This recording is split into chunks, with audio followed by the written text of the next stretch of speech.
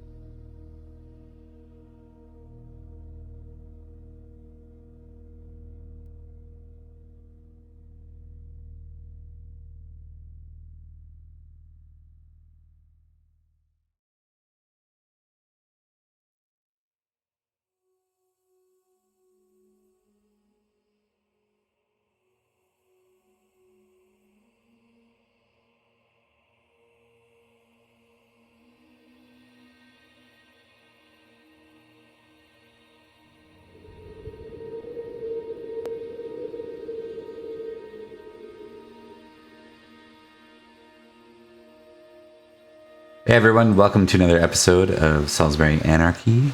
The year is starting in 501, even though this is 502 for the title. It's because we don't have that much left. And I forgot to change Liam's camera. I'll fix that while we go. Let's go ahead and do some introductions. We'll start with Thomas. Hello, my name is Thomas, and I am playing, for the first time in a while, Edrich of House Winterbourne Stoke and the Marshal of Salisbury.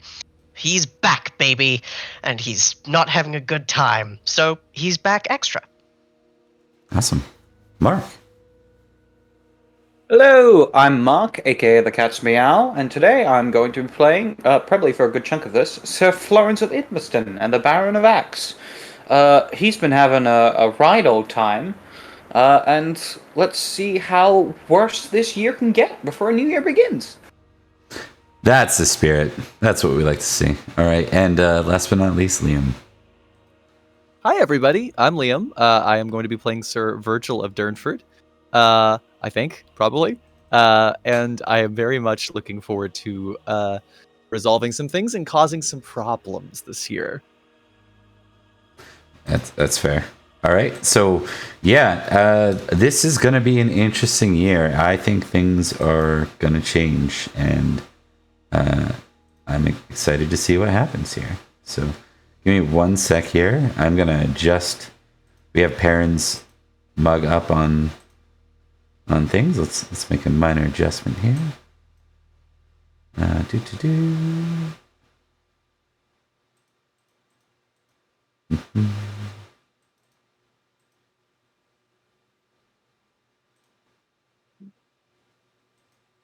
Where's the Twitch chat at?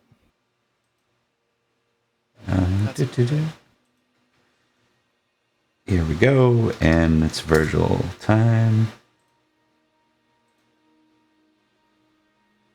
Virgil time all the time now.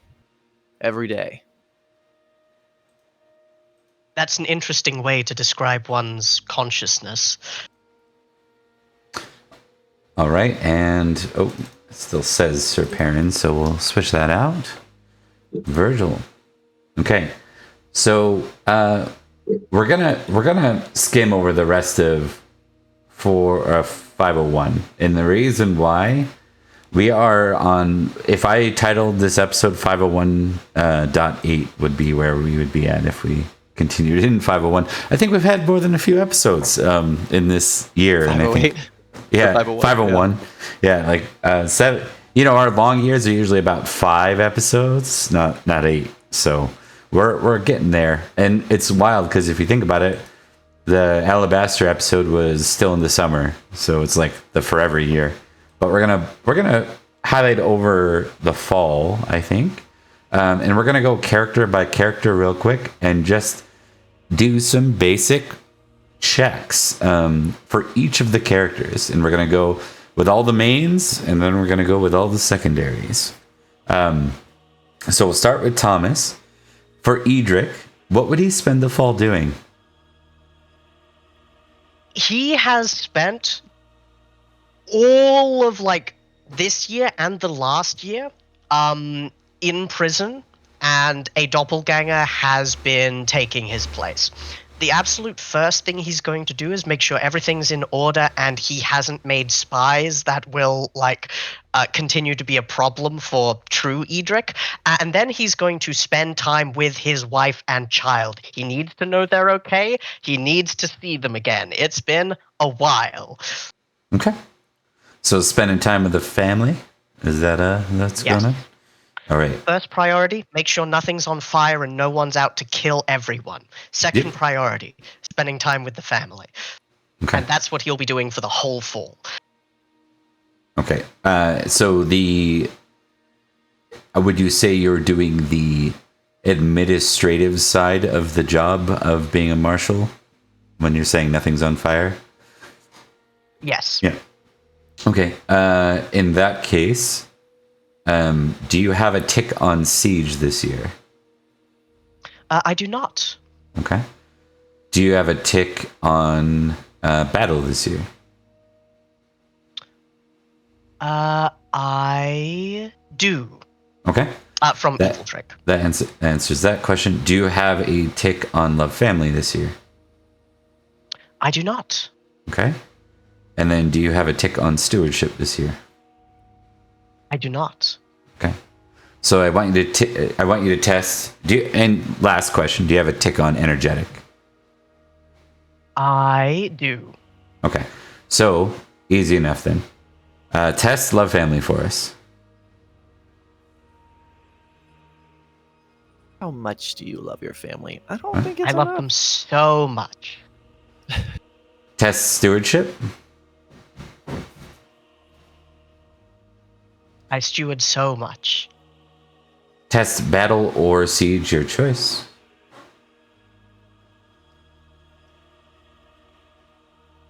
Success on battle. You have a tick in those three. Excellent. Yep. All right, and that is what you spend your time doing. Nothing is on fire, just to give you a summary back. More or less a peaceful year, and things seem to be in order. Seems the false Edrich did a fine job at playing you. Not better than you, just almost just like you. God, I hate him. Yeah. All right. That brings us to Florence. What would Florence spend the autumn doing? So Florence would be returning back home to Cornwall and continuing to serve loyally under his king, as well as continuing to prove his worthiness as a baron. And, in fact, specifically, he's going to be trying to make friends and alliances with the other members of the county, bringing them all essentially under his banner. Okay. Do you have In a way, undermining the current count. For sure. Okay. So I want you to test intrigue or diplomacy, your choice. Okay, I'll do diplomacy. Success. Okay. Loyalty Lord or homage Idris. I do not have homage, so it'll be loyalty lord. Okay. Success. And then lastly, please test deceitful for me, friend. All right. Deceitful. Ooh, Hell success. Almost a crit. All right. So those three get ticked. I already have diplomacy ticked, but the rest of them are good. Do you have intrigue ticked for the year? Yes, both of them are ticked. Okay. So I'm good to go with that. Do you have courtesy ticked? Yes. Okay. Let me think. Is there anything that would also apply? And let me see. Recognize? I don't have recognize ticked. Yeah, you might as well test it. I'll support that. Test it or ticket. Test it. All right. No. Okay. Okay. All right. So you tick loyalty lord and deceitful. All right. All good. And the other thing is we're going to count these as glory. So Thomas 13 plus 7 plus 8 for yourself. Roger that. And then for Mark 6 plus 11 12. Yep. All right. That's 18. That's 29 for Florence. Which brings you up to 555. Nice. Shit. All right. So Liam, let's start with Virgil. Virgil. Well, Virgil would like to cause some problems, please, Bob. D. Woodford. No, hey, quiet you. Woodford has stolen land from Durnford 2 years in a row, and that cannot go unanswered. So obviously, as Thomas pointed out, a duel is the most appropriate response for something like that. However, Virgil is built different, built stupid. So I think he would like to leverage his position close to the marshal and his position close to the countess to see if he can get even more out of that, like straight up leveraging that to not just get his lands back, but some more from Woodford as well. Is that, how viable is that? So you want the countess to enact some kind of formal Reprimand? Yeah, or counteraction. Yes. Okay. That would be the goal. Stated goal. If violence is allowed, he would like violence, but if she'd rather just give some land, then that's okay. Let's start with testing intrigue. I'll accept diplomacy if you'd rather. No, I would not.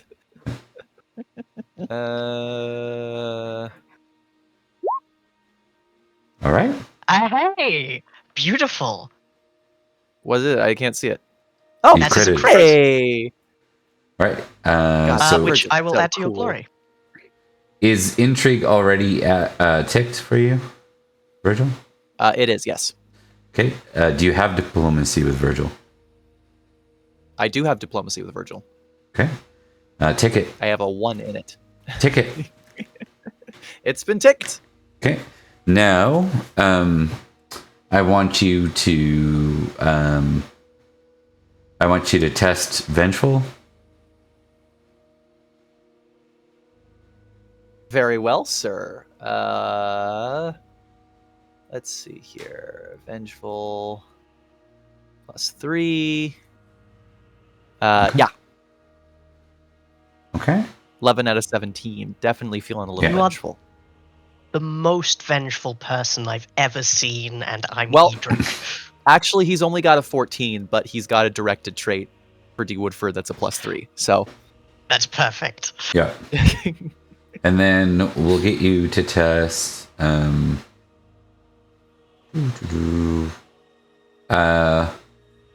Let's go with battle test for this. Given the violence angle. Can I impassion for this?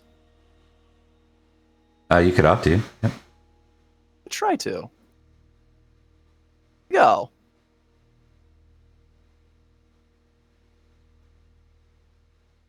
I didn't need it. In fact, if I hadn't, I would have critted. Yeah. Indeed. All right. So for glory, you're going to get 11 times 2. So 22 plus 16 plus 12. So 50. Yep. Thomas, you can, if you already counted the 11 crit, then you can. I did. Don't take 20. Okay, so it's 50 minus 11. I'll add 39. Yeah. Which brings you up to 200 and 201. No, does it? Yeah. Dalmatians. 201 Dalmatians. 211 Dalmatians. 211 Dalmatians. Bow All right. wow, yippee dog, yippee yay, bow wow, yippee dog, yippee yay. That brings us to Perin. For the same Perin, thing. yes. So, you and I talked a little bit in DMs about Perin stuff. We were talking about Perin using the rest of this year to set up kind of a base of operations. I think what we'll do is we'll move that forward to next year's plans, and we're gonna play on that a little bit. So for this year, let's assume that basically you don't have time. You get back, it's like towards the end of summer, or like middle of summer, and you're like, yeah. Okay. In that case, then I think he's going to use some of the information that he got from interrogating one of Steptarius's guys to continue the hunt for that. To try to get in a position where he can set up a trap to capture and kill Stagarius. Stagarius, yeah. Yeah. All right, so I was like, wait, you're chasing the hunter?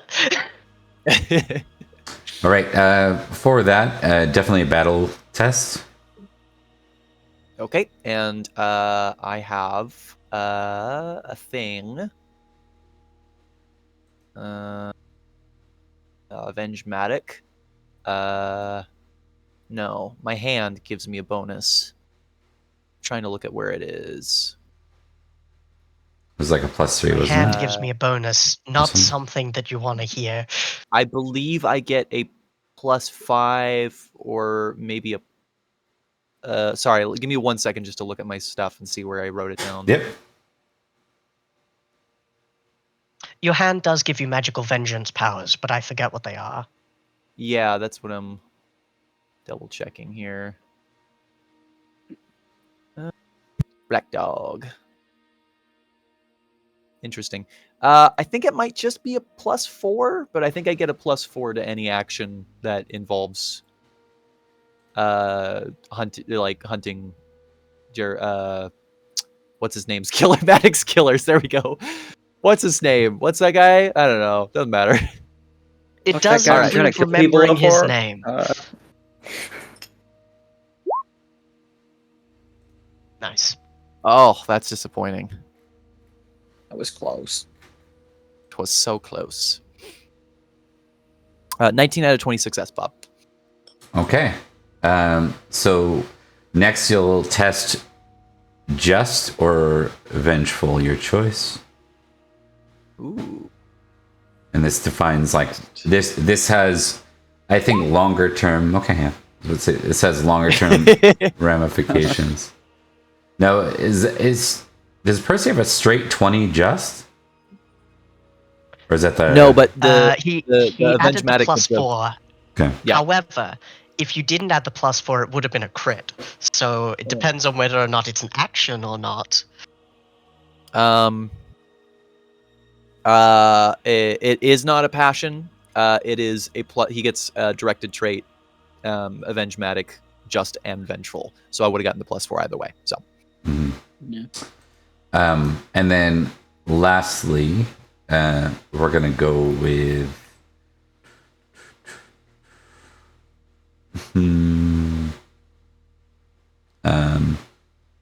let's go with energetic as a test. This is busy work and tiring and exhaustive. Gotta get the bees out of my teeth. That's a success. Okay, take those 3.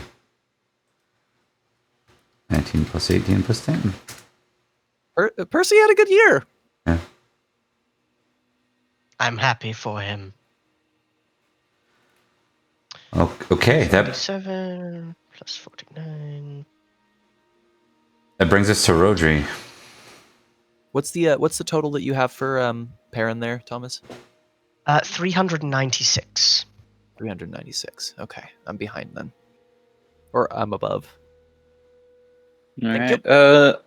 For Sir Rhodri, he is going to continue to upkeep and spread Florence's connections of spies, specifically around the traveling minstrels that they have under their sway.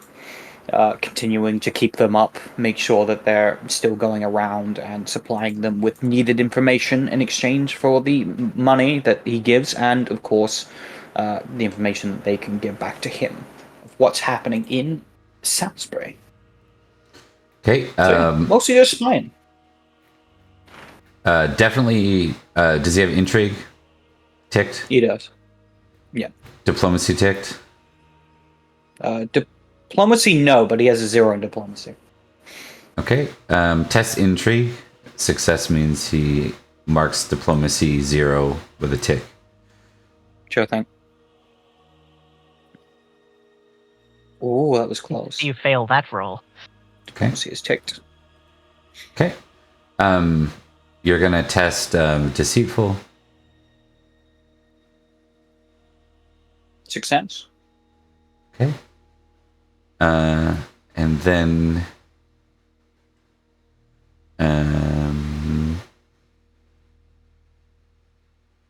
let's see here. What is this going to represent? What is driving him to do this? Oh, definitely his love of family and loyalty to to his lord. Loyalty to his family. Let's do love. Let's do love family tick then. Yeah. Or test, not tick. Test. Yeah. Okay. Man really loves his family to an insane level. Oh yeah. Something wrong with this man. All right. That brings us to Cynstenian for the end of these. Hold on a second. Let me add 40 to Rhodri. That is 224 for the year. And Cynstenian. Cynstenian is, for his part, he's not as bombastic, as much as Edrich would hate to hear that word in conjunction with him, as Edrich. He is content to continue running the lands that he has and acting as castellan of the Winterbourne Stoke Manor. And continue in his work at making sure that no demons come into Salisbury. In addition to that, just generally doing knightly business. Yeah, I think there's only so much time for this, so that sounds like Exactly. that sounds like I want to Sounds cure, like a different. world hunger and solve world peace and like let's 100%. Like, break it down to let's break it down Whenever to he's functional free. tactical activities. Yeah. Functional tactical activities, like I said, just acting as castellan of the Winterbourne Stoke Manor, working on his stewardship, and other than that, patrolling the forests. Let's say that's probably the tactical action. Making sure that there are no bandits or darker things lurking in the woods. And if I had to pick a third thing, going to church a lot. Okay, yeah, no, that's fair. I'm going to get you to start with... stewardship test. Success. Do you have it ticked already? I do not. Okay, you can tick it. Hunting test. Success. Okay, you can tick it. I do have it ticked already. Okay. Do you have just ticked? I do not. Okay, you can tick that. Thank you. And then you can test spiritual. Success. Okay. Do you have it ticked? I do. I Tick crit religion. last time. Hell yeah. My first dot in religion Christian. Dot, what am I talking about? Points Right. and laughs at the VTM player. Sorry. Me. Okay. All right, so let's dive in from here, folks. Now that we did that, we're gonna go to Winterfeast and close out the year. So let's do that. Then we'll talk. We'll give a little bit closer update on what the world looks like from there. But for now, let us go over to the world of feasting. And for that, we go. Another feast. Show us the goods, Bob.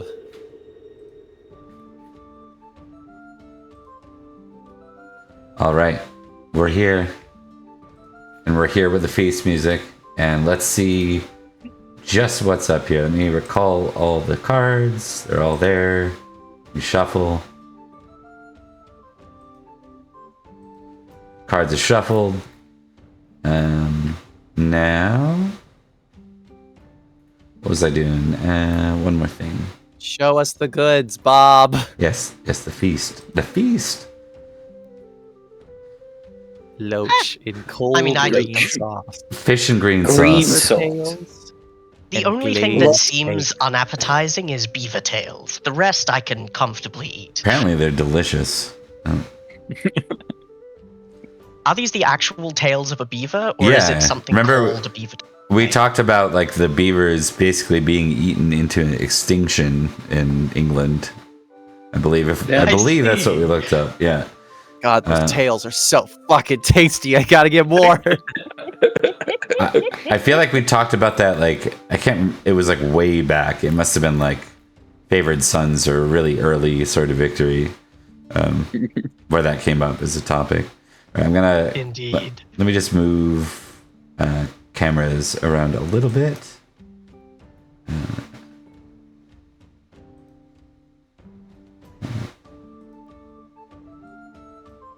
Every now and again, I just see a tiny face peeking from behind a couch in Liam's camera, and it's so adorable.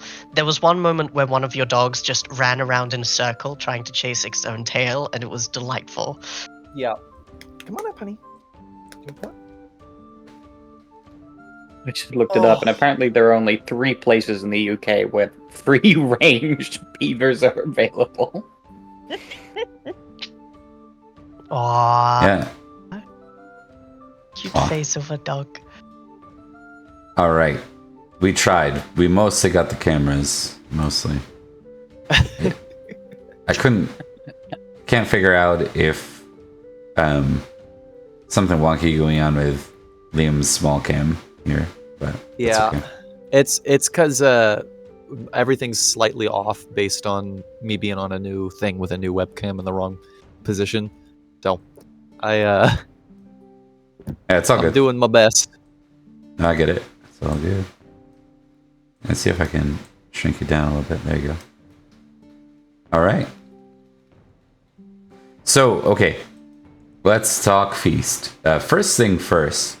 Can you all kindly look on your sheet? You should have your squire listed and the year they were born. I do not have the year that they were born, but I do have his name as Gronul, Yeah. and age is 19. Well, the problem with that is that we don't update that consistently enough. So I'd ask for the age to be swapped out with their birth year so that we can actually track how old they actually are. Oh, I if found it. Yeah. Do we have it I on? don't have that either. It's on the Entourage page. Oh, Entourage page. Maybe I did have it. Yeah, maybe. Hopefully. No, I don't have it there either. Oh, I do. Okay, hold on. I'll check Discord. Mine says he's 21. What year was yours born? 481. 481. And how old would that make him right now? 20. 20. 21? 20? 20. 20. So mine's 21, and I think mine was a Hayden. year older than yours. So Yeah. I think Yours should Hayden's- be a year older, yeah. Yeah. Yeah, I I think think my- Hayden Christian's son is indeed the correct age here. I know my guy's 19, or at least he was the last time that he was mentioned. Then he'd be 20 because- now. He'd be yeah, 20. He'd be 20 now. Yeah, year 4. Because he was 15. I Our- needed, I All of needed our to make squires are the same promises. age. Well, 'Cause we- Hayden was not. Hayden was 1 year older. Well, Hayden's 1 year wasn't. older. Yeah. yeah. I So- needed Hayden to make Christian's promises son to is Gronur that indeed- he'd be knighted early, and I don't know what happened. Okay. Let's start died. with app rolls from y'all. Ooh. Remember, if you have jewelry, to add those bonuses. I get to roll twice. I fail both times. I am below the salt. Below salt. I understand that more indignity is heaped upon me. Well, one of the things fucked that up False I'm not hot Edrich did is piss off the seating arranger. So fucked up that we're not hot anymore. I don't like him either. But I know how to hide it. I just want to verify too. The 12 or the roll was Virgil sheet. Yes, it was. Okay. Thank you. Yeah, I had the wrong name No, tag that's- selected, but it was totally. Virgil's.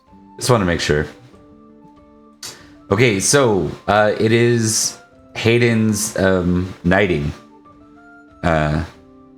feast, so Oh. he'll be knighted here. Assuming Good luck, Virgil Edrich. did Virgil recommend that Absolutely. Okay. Okay. So just to play on this a little bit, what are your what is your final piece of advice to Hayden, and like in the morning preparing for this scenario? It's like your last moment with him.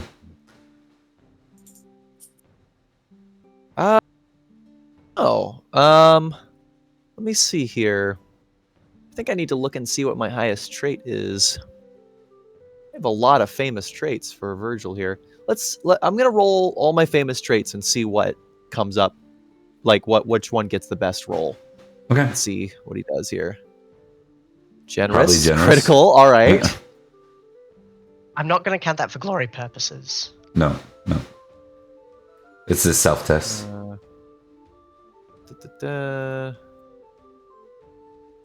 Okay. I think Virgil will put his hand on Hayden's shoulder and he goes, "Above all things, my friend, remember that your life is not your own. Not anymore. And there is peace in that.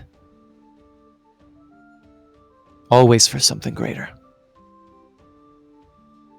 For something greater. He nods. Always. Now go on. Celebrate today. It's a good day for it to be yours. All right, awesome. And we are going to give Virgil a jump to 17 generous for that. And we're going to give him 16 glory because he sat on the sidelines for most of the year. So this doesn't seem like it's, All right. So next, as we get the feast underway, I'm going to get Mark to give me a d20 roll. All right. 17. Oh, I should put it right. All right. Be good. And Would be Thomas, give me a d20. Also 17. Could be good. Could be bad. And Liam, a d20. Yes, sir. Roll of 17. Oh, never I got mind. a 3. Got the opposite Hey. of 17. Yeah, I got the exact opposite. I'm a trendsetter, I'm a rebel, I'm a bitch, I'm a lover, I'm a mother, I'm a child.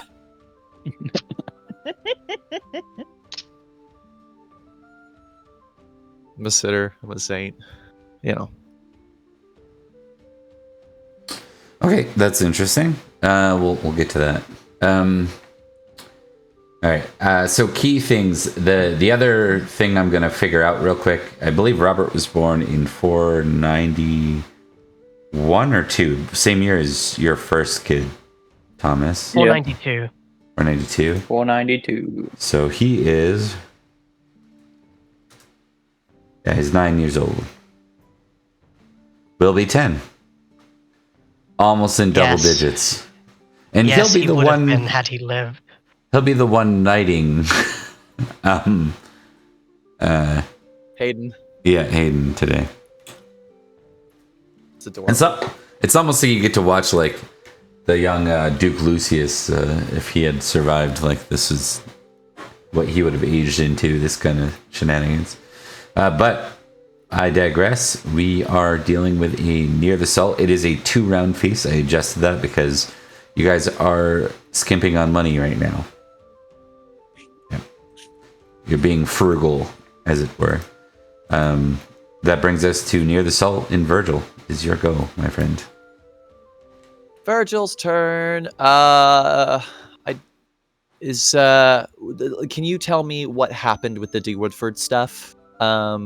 I know we made some rolls, but Yeah. in terms of like what it actually physically played out.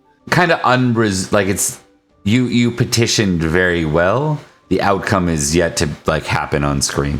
But you're waiting her Lady Ellen's response, but you petitioned in such a way that there's almost like really no, it's going to look like a personal slight against Virgil if she doesn't respond to this accordingly. So. She will. I'm certain she will. She likes me. She's terrified of me, but she likes me. Okay. Well, in that case, I can relax this thing. I probably have already told my hounds to keep an eye on Woodford and maybe harass him a little bit playfully. Nothing serious. So I'm going to draw some feast cards. Let's do some feast cards. What is it with your family and dogs? Woof. Okay, so I've got 5,000 total glory. So that's still 3 cards for me, yes? Yeah. Okay, test of strength, overindulgence, and center stage. I know which one I think I want. Okay, so center stage. Host calls upon you, but it's not a host card, interestingly, to entertain with a story, music, or a song. Orate, play, or sing your choice.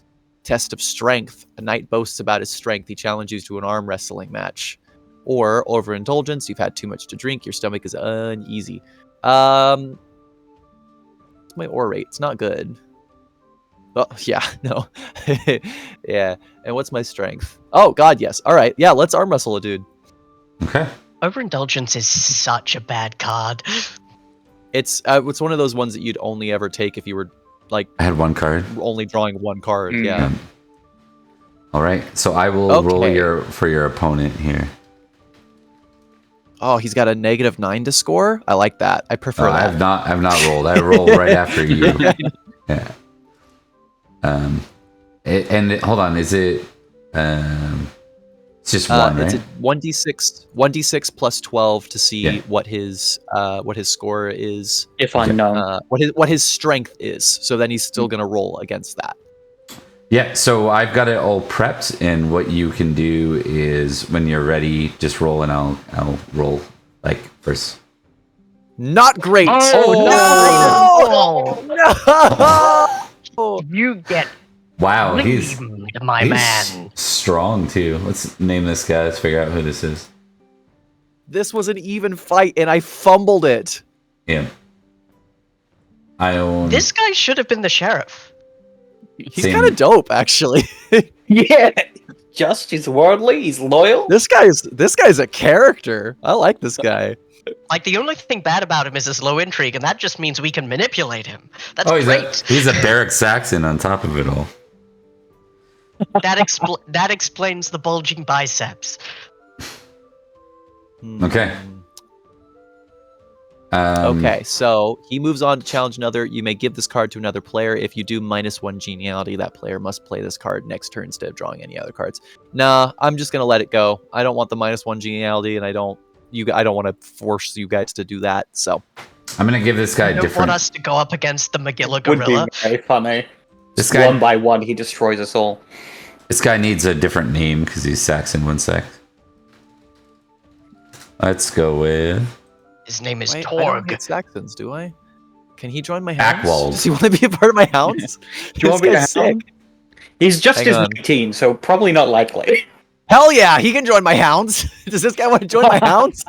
You are so tolerant in this moment. In this moment, I'm suddenly very accommodating. Things. Yeah. Well, Do I lose a hate Saxon for the fumble? Does it go down to 5? I think it does, but I think it needs. Well, fumble is never a great thing for you, or it rarely is. So I think it needs to come as something else. I think it needs. Hate can be a good thing, right? Hate can be a good thing in this setting. It's what you fuel to do combat. In the past. That's true. This guy is so fucking cool. Does he want to join my hounds? Oh, he's high just. He's probably not. Yeah, He's probably not incredibly gonna high just. He's probably not interested. Yeah. Oh This well. guy's lance breaks the casques of men. His sword thrusteth shore. Say Yeah, it's his 50-50. 19 The question I'm asking here, I'll say it's 50-50. So under 50 is a yes to this question. No, okay. Next question, we'll say it's 50-50 as well. You're No to concerning that. me, my friend. Next question's 50-50. No to that. What's happening behind those eyes of yours, bro? What Those eyes I are- verified is no, he's not one of Brassius's knights. No, he's not a mercenary knight. No, he's not a knight of Ulfius's either. Interesting. Yeah, so he's just in Salisbury. That's great. He's just a rogue dude. So I'd say in this one, 70 or lower, he's Salisbury. He's Salisbury knight. Actually, let's say, is he a knight at this point? Well, is he even a that's knight? a good point. 50-50. Yes, very yes. So Very good. So is he a knight in Salisbury? Yes, very yes. He is Hell one yes. of Lady Ellen's new knights, or rather Robert's new knights. Aw, yay. Yeah. It's pretty cool. He probably doesn't want to be my hound. That's okay. That's all right. You don't have, I wouldn't go Virgil along with doesn't him have if my hounds 16 anyways, does arbitrary he? anyway. Yeah. Huh? Okay. Does Virgil have hounds? I thought that Yeah, was he's got a Percy. gang. Not dogs. Like Oh, Virgil's got a gang of guys. He spent the last couple years putting together. They're like his ruffians. That Not to be caused confused with the black dog, who has the black dogs who are his ruffians. I don't think Perin's group is called the Black Dogs. I think he's just the Black Dog, and the other guys are just his guys. we also in the Friday game we also have the Dog Knight because he is who's regularly sitting on the floor with the dogs. So he got the nickname from his crew as the Dog Knight. And What in can we the Gathering say? of Branches, they have Sir Dog Ed. We've They've it's a covered off dog. the dog It's a spectrum. dog eat dog world. Yeah. Yeah, the dog. We got the dog spectrum in Britain. It's a doggy kind of Britain, you know. That is Woof, still there's no -1 geniality for losing, is there? Nope. Not But he only if does I get pass one it to for another being near person. yeah, he does get Yeah. one for being near the salt. Yeah. Okay. That brings us to Rhodri. All right. Marshall keeps sitting below the salt. What's going on? Doppelgangers. It keeps happening. Rhodri is going to draw some cards because he doesn't really have too many other plans. Hold on a second. Is Lady Alabaster here, or is that a mistake? He is here. Yeah, I believe you guys gave the okay for that, do you not? If not, she will not be here. I gave like- the okay for her to visit my castle. I don't know if we gave the okay for her to come here. If Edrich had his way, he would absolutely say to Lady Ellen, look, she's obviously a spy for extra-dimensional forces. If you want, I can kill her. If you don't, she probably shouldn't be in Salisbury. Okay, she will not be here then. Let's just do the easy. All right, never mind. In that case, I'm going to be drawing cards. Okay. 1, 2. We have gossip. You overhear some interesting conversation. Intrigue roll. On a success, keep this card. Gain plus 10 on any skill, and then you can discard this card. That's really Cannot fun. draw cards where you have it, so that does limit me. But could be It's only a useful. 2-round feast. That's a good point, actually. And then new teacher. You meet a knight who is renowned in a particular field. He is willing to give you some pointed. Any skill, roll any skill, your choice. On a success, +1. On a critically success, he is impressed with your talent, sings your praises. On a failure, you need to learn more. You may depart the feast for some impromptu trading, if so, plus skill. You know what? I'm gonna do gossip. So this one's gonna be an intrigue roll.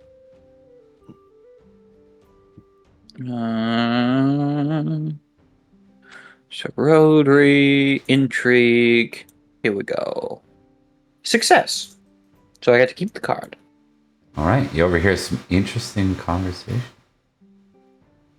Okay. Let's see. Mark, I need you to roll 2d100 for me. All right. 65 and 40. Okay, let's see.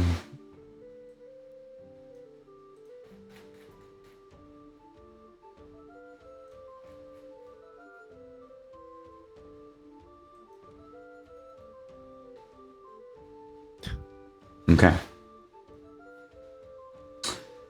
That makes sense. So we're gonna say this is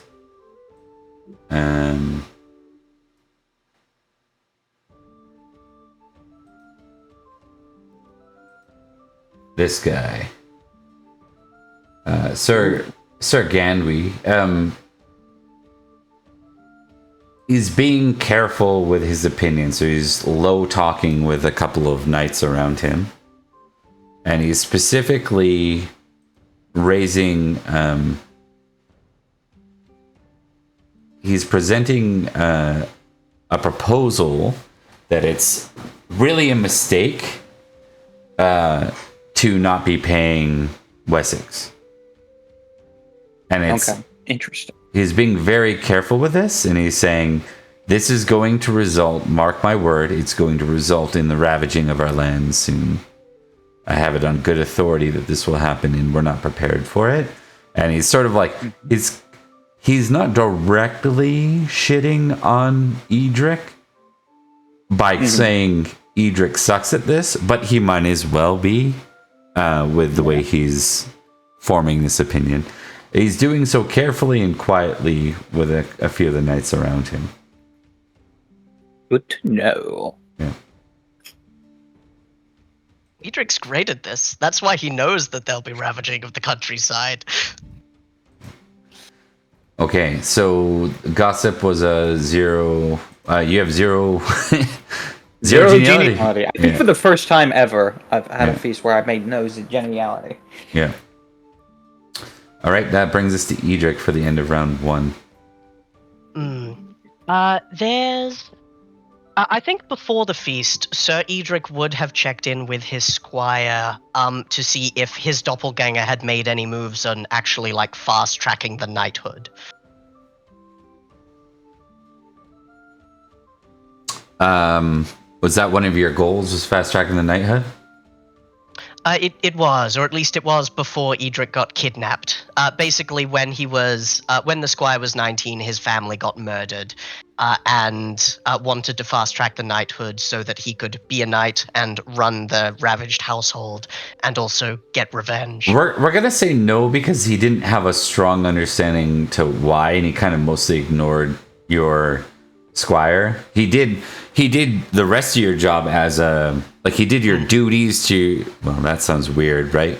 Maybe we won't go to the duties to your, I was about to say to your family. I was like, wait a minute. No. God, I hope not. We'll stay away from that. He did the non-husbandly duties to your family as far as what Edrich would do. And then he also did the steward, the martial role very well. That's about it. That's what we'll say. In that case, in lieu of drawing cards, which I would like to do, Sir Edrich would like to get to work and speak to the Lady Ellen. Okay. You, my friend, are below the salt, so I'm gonna need. I'm also the marshal, but yes. Yes. I'm gonna need an intrigue roll to succeed. We're gonna put this at a -3 in order for you to reach that.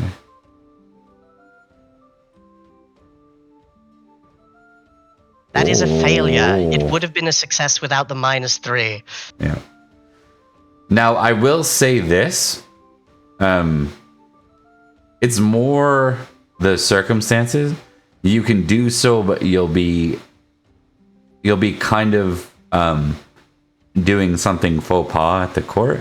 So you can absolutely force this into reality. You are the marshal after all. Doing so, you will lose a point of hospitality, and you would gain a tick in proud. I think Edrich is aware that his situation has never been more tenuous as it is coming back from all of that. He wants to make as little waves and as few enemies as possible. Okay.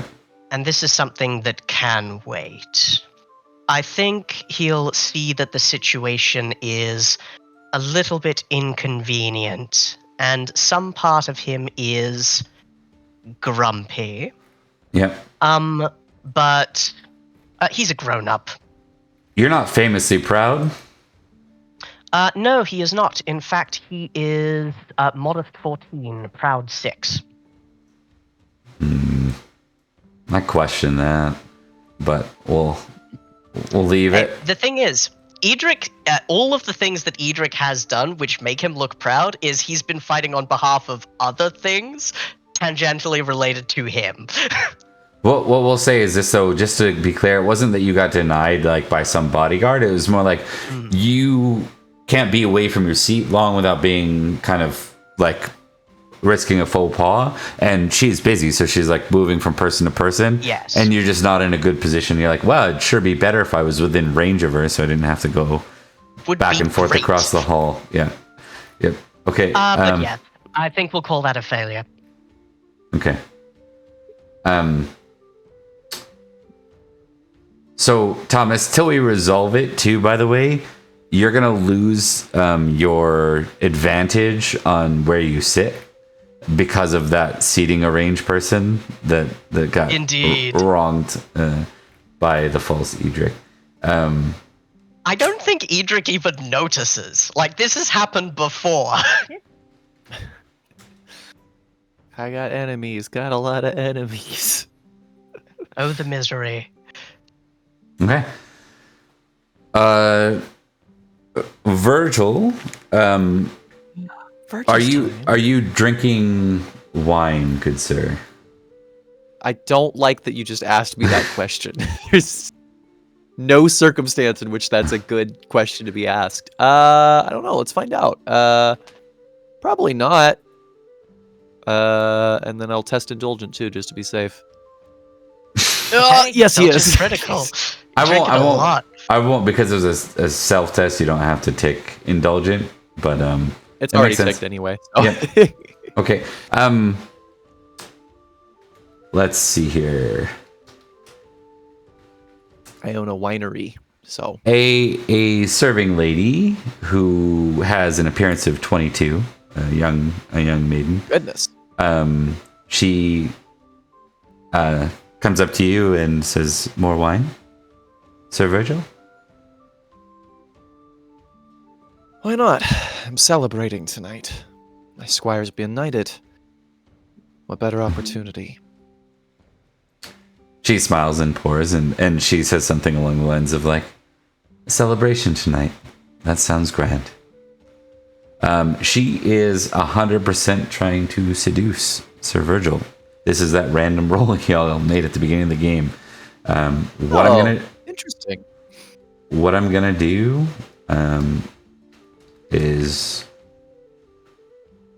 I'm gonna assume that she has like a 10 in the skill, and she has a +5 because she is well above the norm for appearance. Unless there's is there a specific reason why Virgil would not be attracted to attractive people?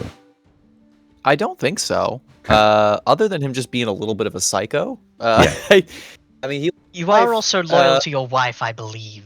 I think you've got a lot of traits. Yeah. I'm famously in love with my wife, Lilo. So, yeah. I will impassion with that on the chased roll. Yep. Let's see what we get. Hey. All right. Impassion success. And that's a +5 to the chase roll. Oh dear! No! We need to bring back Florence. He's a lightning rod for this kind of thing. I don't think you've used your one test on Virgil for the year. You can opt to turn it. I feel like I have to have. It's been 7 episodes of this year. I feel like I had to have at some point. Yep. On top of that, let me just verify what this is about. Should have impassioned honor. Oh, someone redeemed advantage. I don't know when was that though. Oh, actually, it was just then. It was just recent because I checked back and it's there. Oh. La Sombruja has Advantage. given advantage. Oh, you're so sweet, There you Lassam go. Bruja. You saved me from cheating on my wife. Thank you. Well, Just let me not roll say a that. twenty It would be again. Let me- funny though. Hell yeah! I am barely not cheating on my wife tonight. You are a goddamn saint, sir. Okay, you succeed. She succeeds higher, so this Oh well. does not mean that you're going to bed with her though. No, it means he's tempted. You're tempted. Oh, that's a weird. Orel? Orlan. Orlan.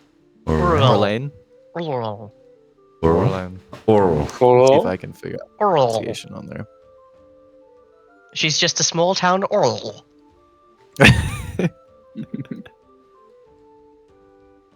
All right. Living in a lonely world. So she is obviously lowborn, but you, and maybe we can figure out what it is about her, but there's something that kind of stays in Virgil's mind about her for some reason. And I want you to make a 3d6 roll for me, Liam. Very well. That's Okay. a 10, sir. We're gonna give you an amour of 10 to her.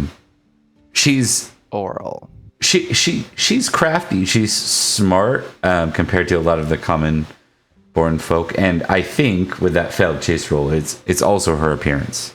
So it's like Yeah. there's something that just stays with him. You're like can't get her. I can tell you what it is specifically. Virgil scares people. So for her to make an effort to seek him out and try to seduce him, that sticks out with him.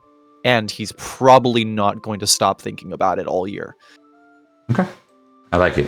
What did she want? Did she want something from me? Yes. But clear. No. This must be connected to Deep Woodford. There's got to be something going on here. Obviously. I'm gonna talk to that girl at some point just to find out what's going on with her. What's wrong with her? Well, it is your turn, Sarah, for round 2. Let's see if he's brave enough. Hang on. I'm gonna use directed trait on this particular roll, and Okay. you'll see what I mean. Why? Yeah, no, he's not talking to her today. Okay. That's for another day. That's for another day.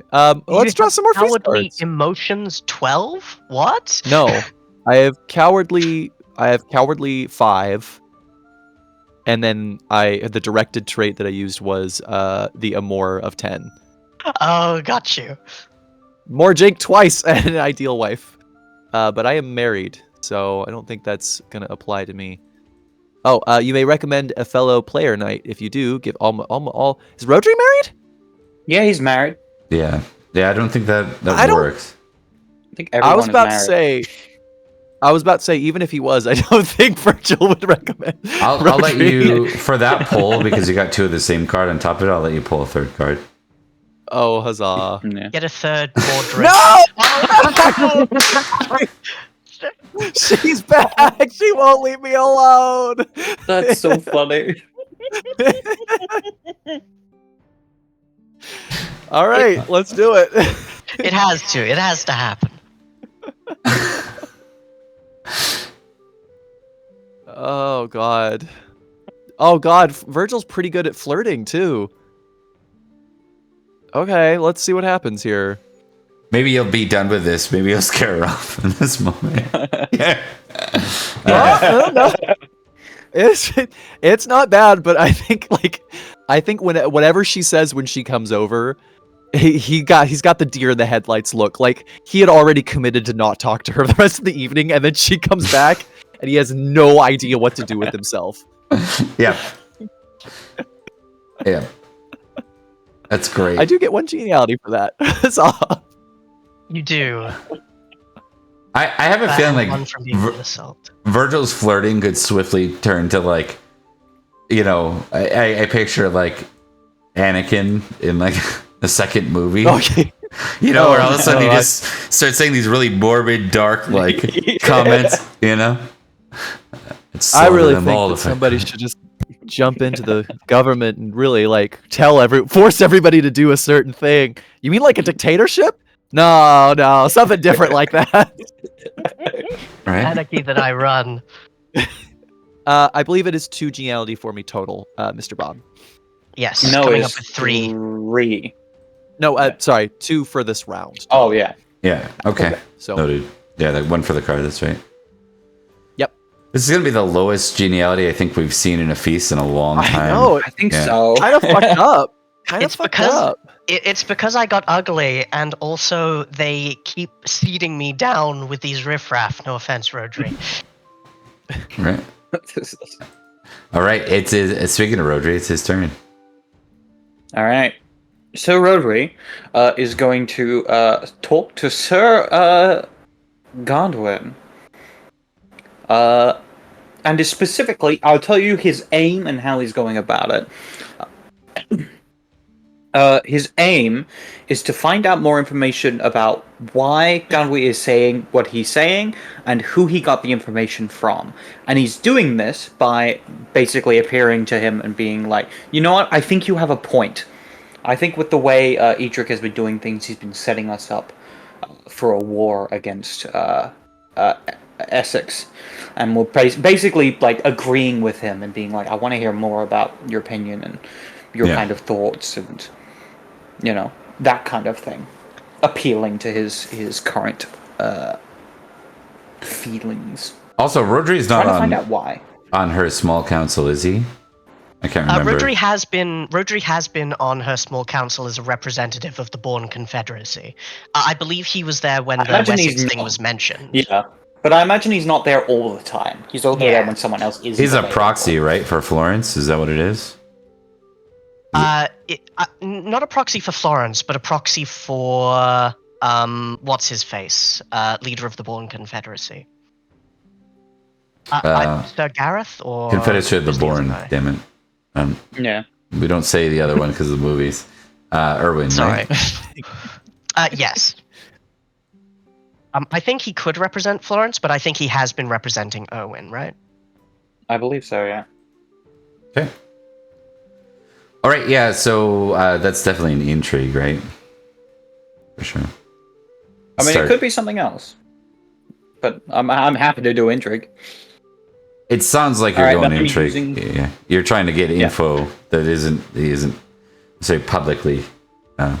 You know. I have a plus 10 to this because of the gossip card. Yes.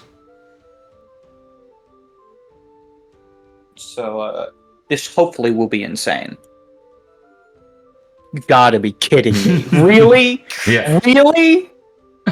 What did you have? You know what's the best? If you had one geniality too, it would have been a 20. Yeah.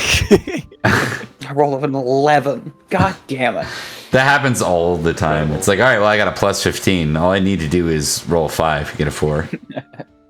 You know, I don't think Rhodri's used his once per year upgrade. He has to have, right?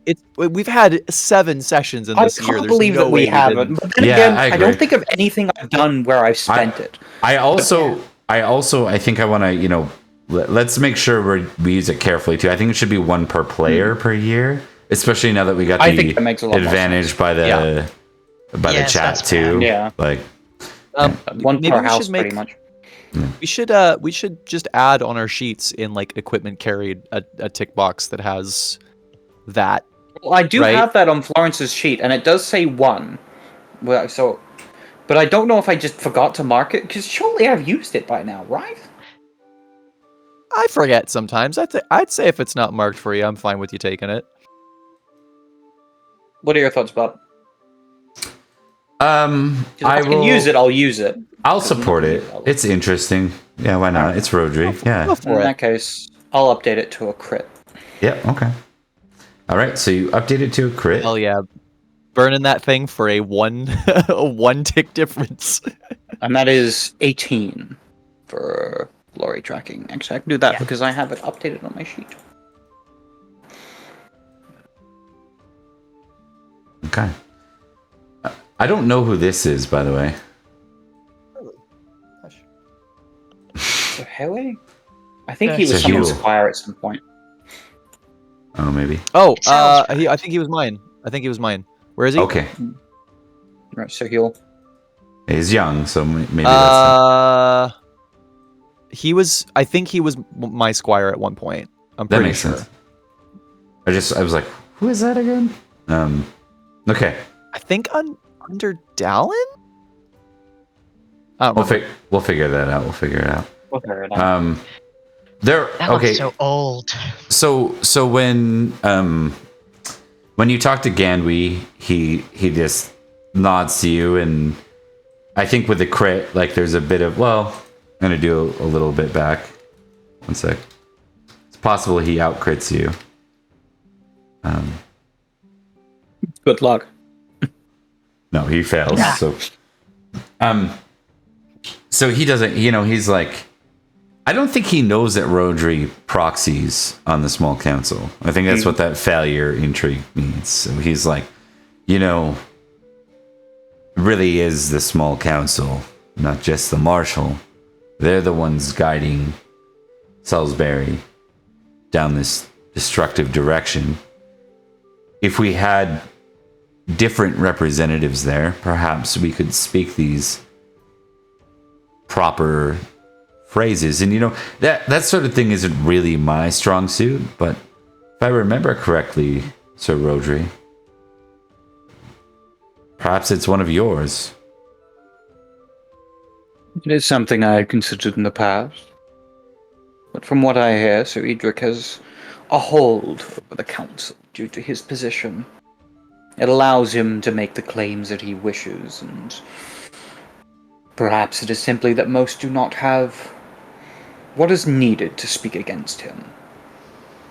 I would much like to continue this conversation, but perhaps in a more private area. Perhaps so.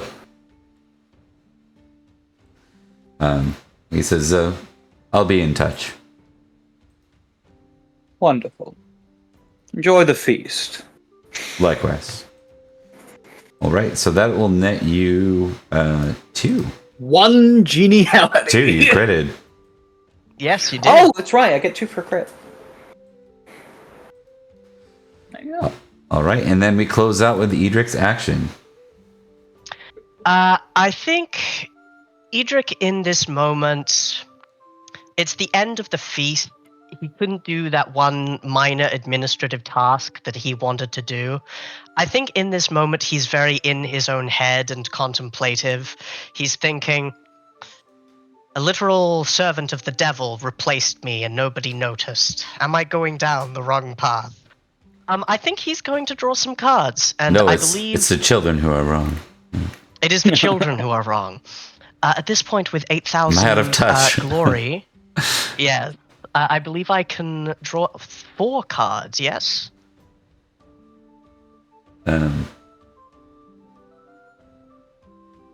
Or is it still 3? You get 4. Yeah, 4. Because you are legendary? Quite famous. Legendary. Okay. Safekeeping. A knight asked me to keep a piece of jewelry safe for him. Great deeds. Several knights ask you to tell of your great deeds. More drink? Pff, no. Queasy? No.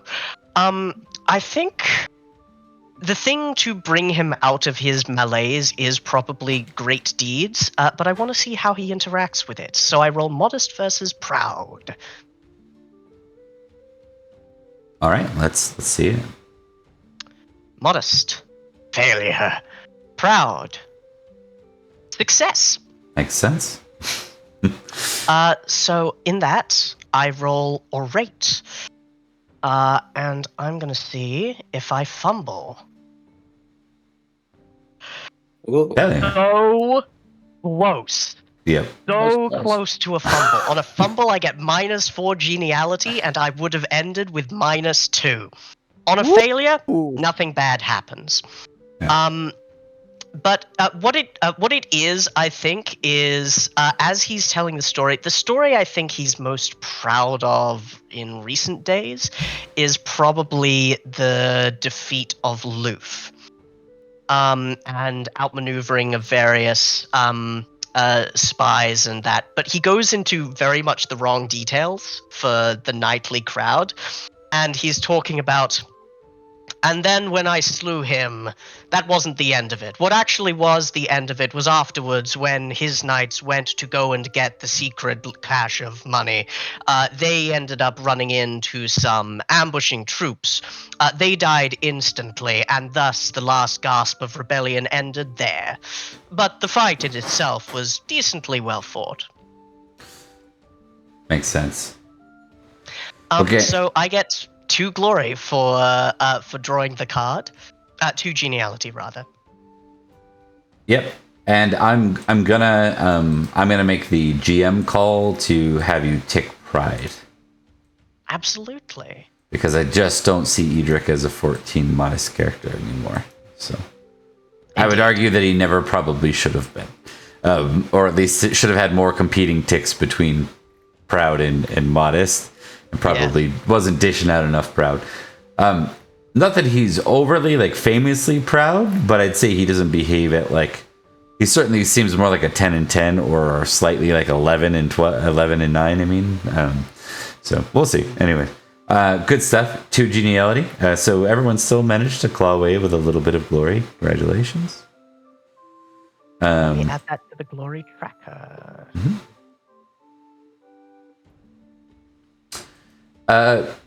When did Percy start his mercenary group, by the way? Ooh, that would have been... Aha, I keep careful loggings of these things. He became the Black Dog in 497, so it has been about 4 years. Okay. And then we're gonna do...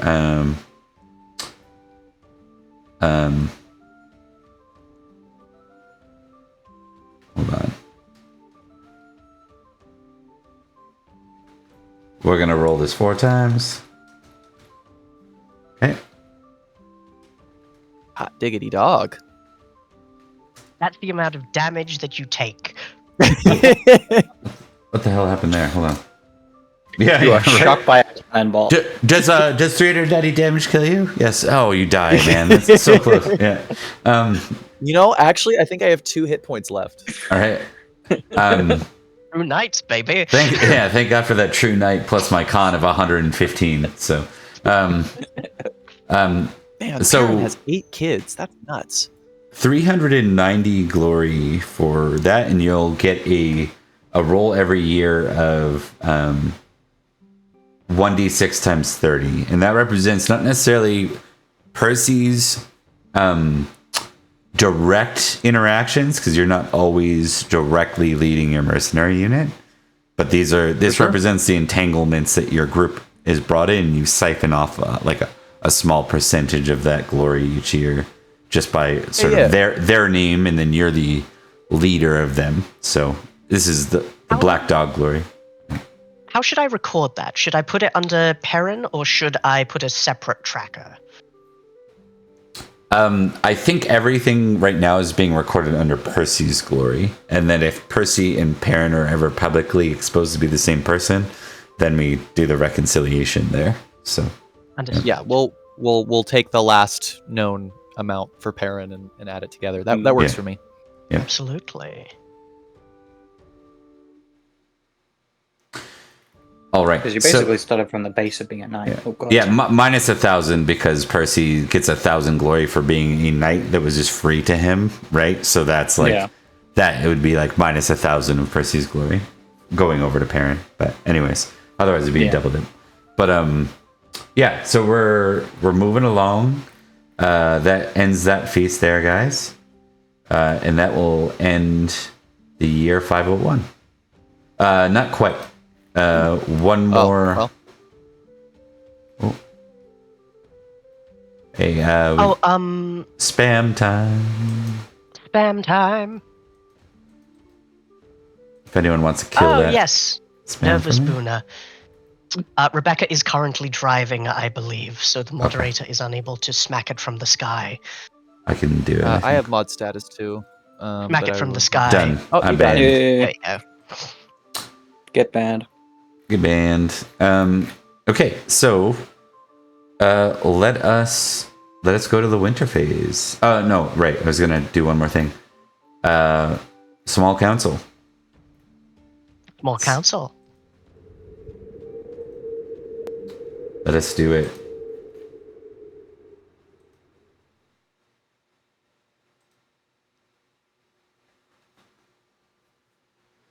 Okay, so small council. Rhodri, you'll be filling in because Florence is gone. Virgil's present. Edrich's present. We have Erwin here.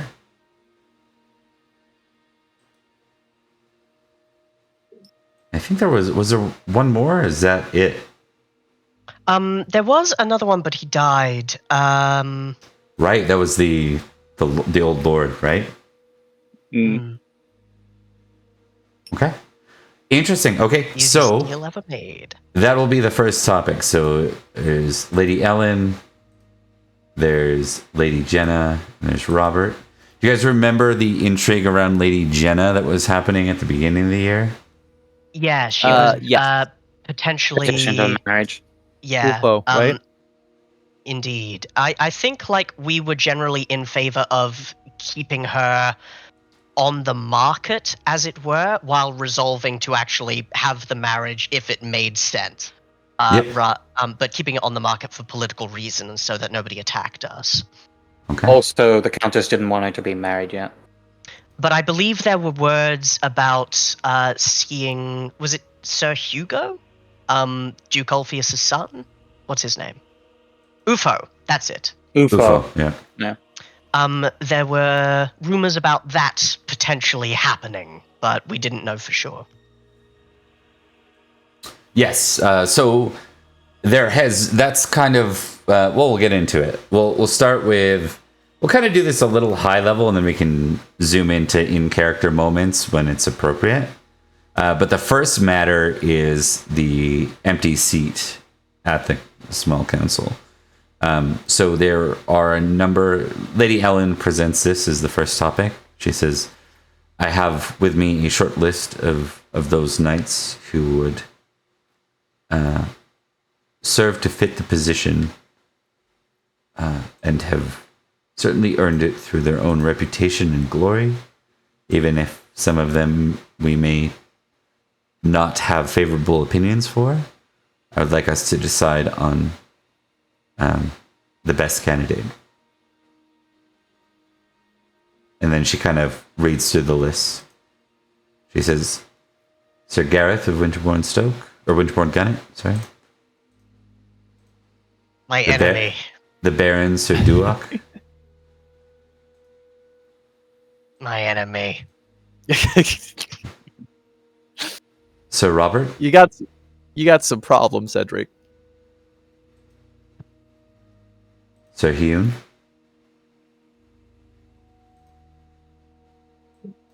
Sir Ganwy.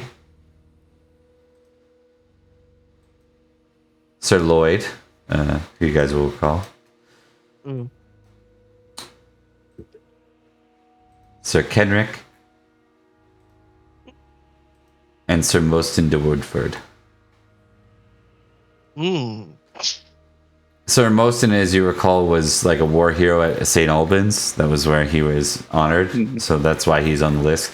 Kenrick is like, he's one of the knights who's been with you guys the whole way along. So he's hitting, a little bit lower than your glory, but he's, he's up there. As far as a knight with no holdings, he's the one that fits. The others are all former faction leaders, right?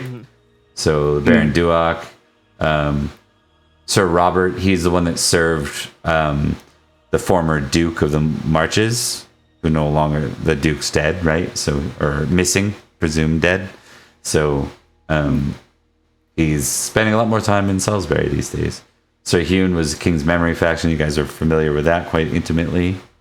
And then there's Gandwy, who is the one that was just talking about getting the right person. He was the one talking smack about Edrich like 20 minutes ago. So with that, Lady Ellen opens up the discussion. It says, it would be my... I would ask that we come to a consensus by Easter, but I would like to at least entertain the discussion now and see if there is an obvious candidate that we can all agree to. If I may, I would like to speak first to strike some from the list. There are many good candidates, but there are some who are less so. The first, Sir Robert. I do not know what happened to Duke Idaris, but that does not change the fact that he has loyalties beyond Salisbury. The same, perhaps, can be said of Sir Lloyd, who will be a voice of nothing but dissent and treachery, trying to institute martial law. You kind of get interrupted at that point by Lady Jenna, and Lady Jenna says, but Sir Florence has loyalties outside of the region, and yet he sits on the small council. No, he doesn't. Actually, out of character, does he? He's been here. Because yeah. He hasn't been didn't to the actually... meetings a long time, but he was welcomed onto the council by Lady Ellen. He was welcomed in, but I didn't think he actually had position. Because that's a very different thing. It's never been rectified. It's never been changed officially. In that case, Sir Edrich will say, while he has been welcomed at the meetings, Sir Rhodri's position here is largely, to my knowledge, due to promises made to the Confederacy of the Born, in addition to his own estimable qualities. Idmiston has always been loyal to Salisbury. The House of Idmiston shall continue to be so. He does not say anything more. I should note that too. I guess, I think at this point, Rhodri, you are serving as proxy for Florence. That's why you're here today. Okay. Yeah. Gotcha. You won't say that out loud, though. Yeah.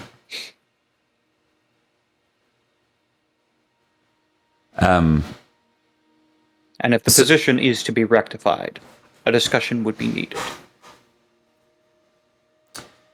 Lady Ellen just looks across the table and says, I can see this might be a complicated one.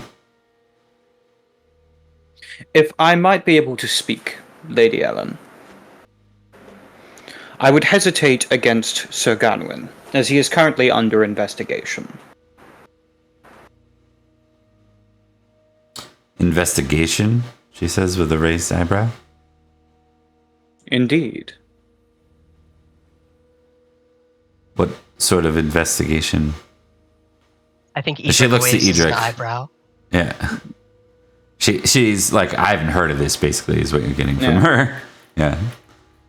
He turns to Sir Edrich and would say, recent conversations and hearings that I have managed to discover about Sir Ganwy leads to possible questions in his loyalty. I'm currently investigating this scenario. I see. I trust your judgment in this. Sir Ganwy is similar in rank to the member of the council that we lost, but I had not had doubts of his loyalty. He says, leaving room that he had doubts about other things. But Edrich will nod and say, I trust your judgment, Sir Rhodri. And indeed, if there is anything I can do to assist in this investigation, do let me know. He simply nods at that and turns his attention back to the group.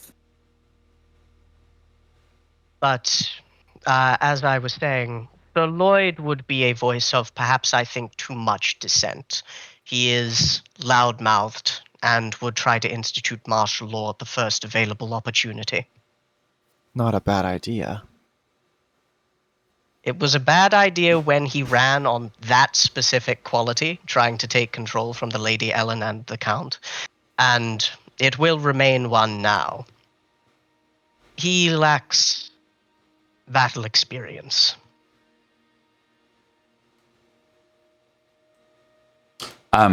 Erwin will speak up and just say, though I do think it's more important that we choose the right candidate, not the one we agree with. I think it's important that we reflect all of Salisbury's concerns, and the best way to do that, in my opinion, is to find those candidates who reflect a voice. If it were simply on merit, I would suggest Sir Gareth be added. But I think Edrich smiles at that. Yeah.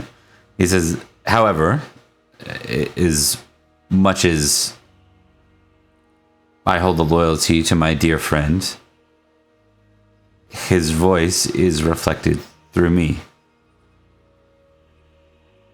If we are to be united, we must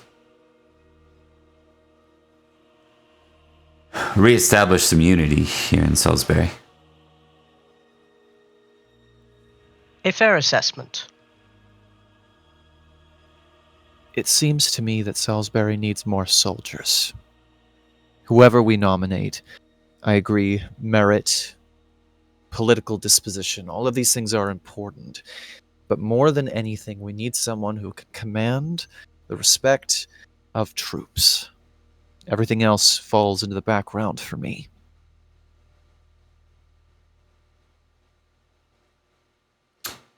Someone who is appealing on first glance to me is Sir Duac, but unfortunately his barony is under a great deal of threat, though recently expanded. I feel perhaps he would not come to the small council meetings. Call it a hunch. His income could be useful. It would also serve as greater leverage upon our western border. One of the two. We have had quite a lot of activity in that region, a loss of great resources, iron mines and such. It would not be a bad idea to raise him to the status and thus show that we are going to put more attention towards that direction. Yeah, and it could be very useful considering the incursions in the western border, not just with the potential agents of Summerland, but with other polities as well, such as Cornwall. Having someone able to bring more of a voice to those concerns would be useful. Go ahead, Liam.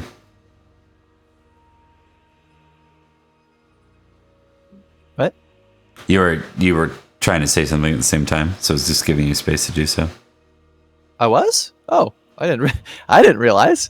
I think Virgil just nods and he goes, I don't know much about his application of a warrior, but I think Rhodri's tactics there speak true. I would not be upset if Sir Duac was Baron Duac was invited in. What would Sir Hwyn bring to the table if he were raised to this function?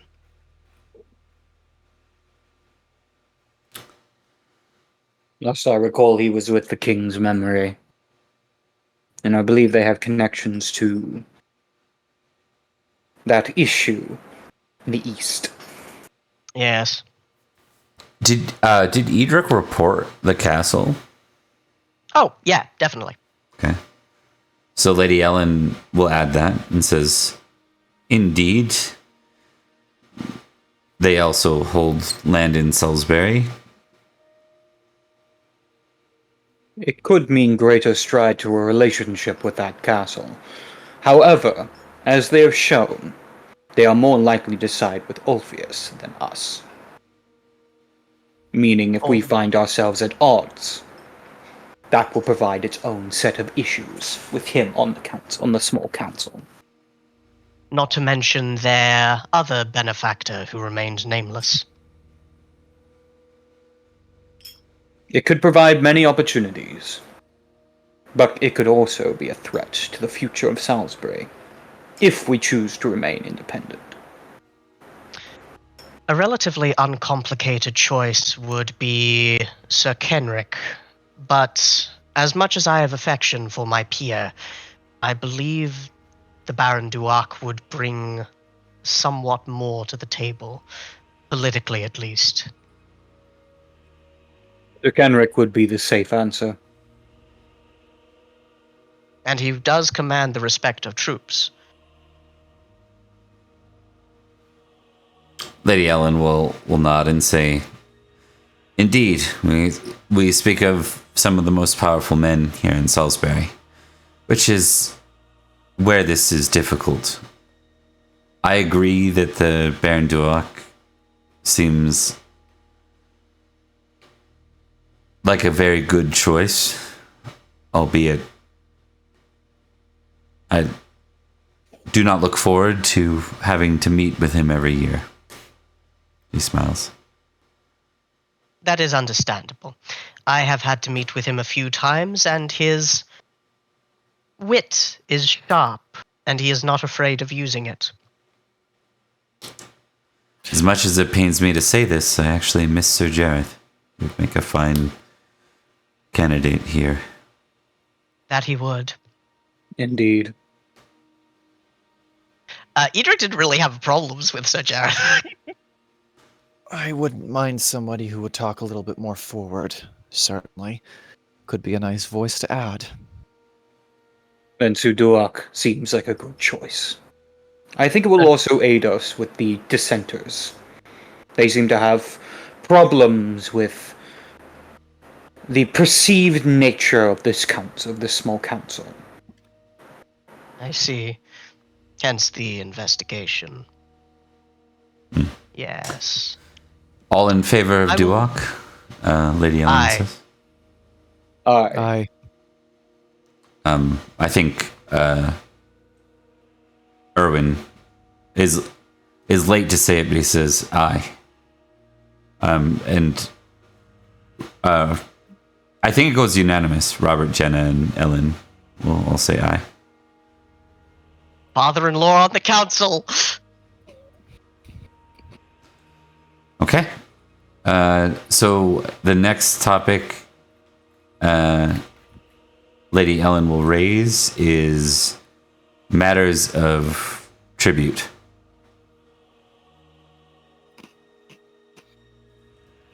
So Essex and Wessex both call for tribute. I have some brief questions, and I am sorry to mention it. Given that my position has been filled by an unholy doppelganger for the past few months, has anything changed politically regarding them? How have our outreaches to Essex gone, and our mercenary actions in that regard? She kind of looks a bit embarrassed in the comment. She like she doesn't want to say this, but she says, "Quite honestly, Sir Edrich, things moved along as you had originally planned them. It made it very difficult to know that it was not you." That is understandable. It is a failing of mine, I think, and a testament to the skill of their sorcerer's magic, rather than anything on yours. But as far as my questions as to the material gains we have earned from those campaigns. I don't have the numbers ready, but things went successfully. Good. Oh, I imagine I'd have the numbers in my office if I was upholding the duties when I was whopped. I will look into that. In the meantime, I believe Essex has the loyalty of Duke Ulfius still, right? Essex does not, no. South Seax does. No, South Seax. Oh. That's the X. Very well. Has there been any word from my cousin Dallin in terms of how alliance negotiations are going?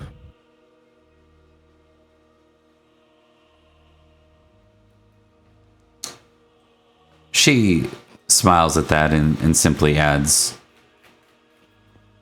Wessex has recently come into trouble. It seems this year that some of their land was taken from them by another invading force of Saxons, led by a warlord known as Port. Fantastic. I say we don't pay Essex again, considering they I are in troubled waters Wasn't now. quite done with the update. Sorry, Sir Edrich. Forgive me, my lady. In speaking to Sir Virgil's question, quite truthfully, the decisions not to pay Wessex the demanded tribute are more than likely enough to offset any one diplomat's ability to negotiate an alliance. They would have to see us as an equal first, something we have not proven to them. Then perhaps we should. Maybe we've been playing on defense for too long.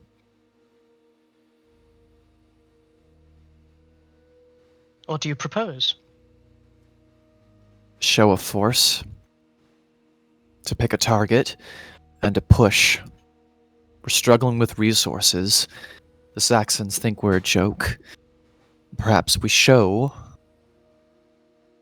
that an invasion of Salisbury would not be worth the effort. And we claim some territory in addition. The one problem lies in which target. I will admit this. My philosophy is that an angry enemy, a furious enemy, is a predictable enemy.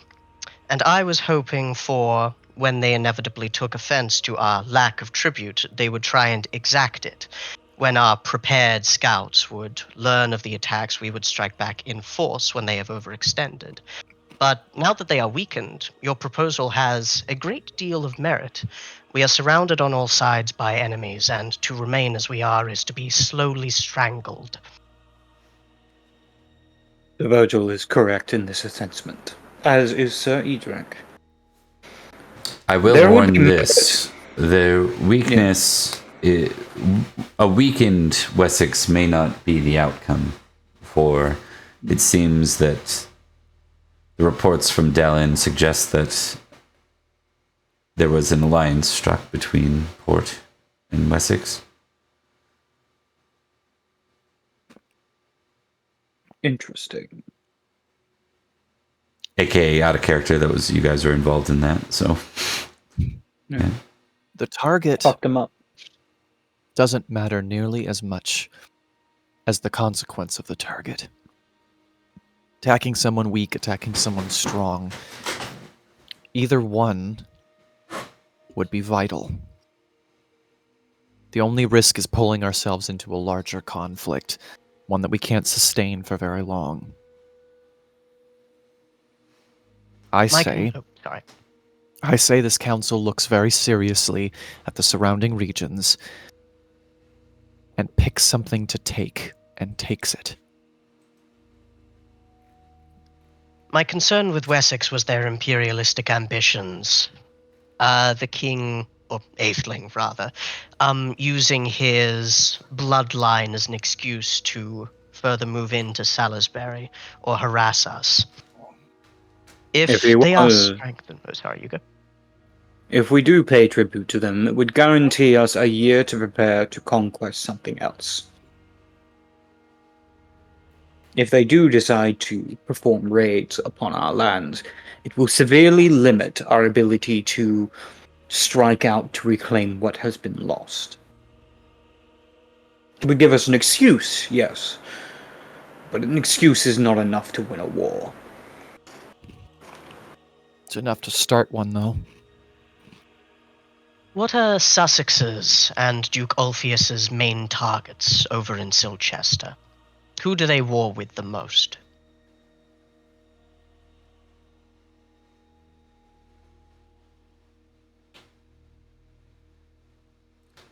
You guys can answer that if you want. I don't know. I mean, Each other mostly. anything you're familiar with would be what's come up already. So there was a standstill conflict between Sussex and Kent that never went anywhere.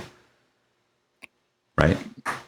And that happened as far as like, again, you guys haven't been to Silchester since the last game. You have literally no Indeed. idea what's happening over there. You hear that they swore. That's the details you have. Whether or not Silchester is involved directly in Sussex's, you can imagine they're being called into war. But then again, you guys put yourselves into war in Essex, if I recall, right? Yeah. Last time. So it's meant to be complicated. It's not. Yeah. Oh, they all sound the same. Yes, we've confused them multiple times. Mm-hmm. Yeah, it's fair. With this in mind, the one that I want to... So the trick is not to think about the As an aid, Bob, the could end you of the move us- story, but like to think about south, east, and west. You know what I mean? Yeah. Like, so You bring up the map for us, Bob, so Yep. we can have a look around. Thank you. this is the old school map, so it's not perfect, but as far as the groups, this is no, it's not. This group up here that says Caerwent, they're angles now, right? Yeah, Here's what I they think. got invaded again. Here's what I think we'll do. I'm going to take a couple steps back. I'm going to throw a dart at the map, and we'll attack that one. Yeah? In regards to Sir Virgil's proposal, we have a few enemies that, well, targets that would be useful. Wessex is one that will be a problem, regardless of whether we attack them or not. Summerland, to our west, has interesting qualities.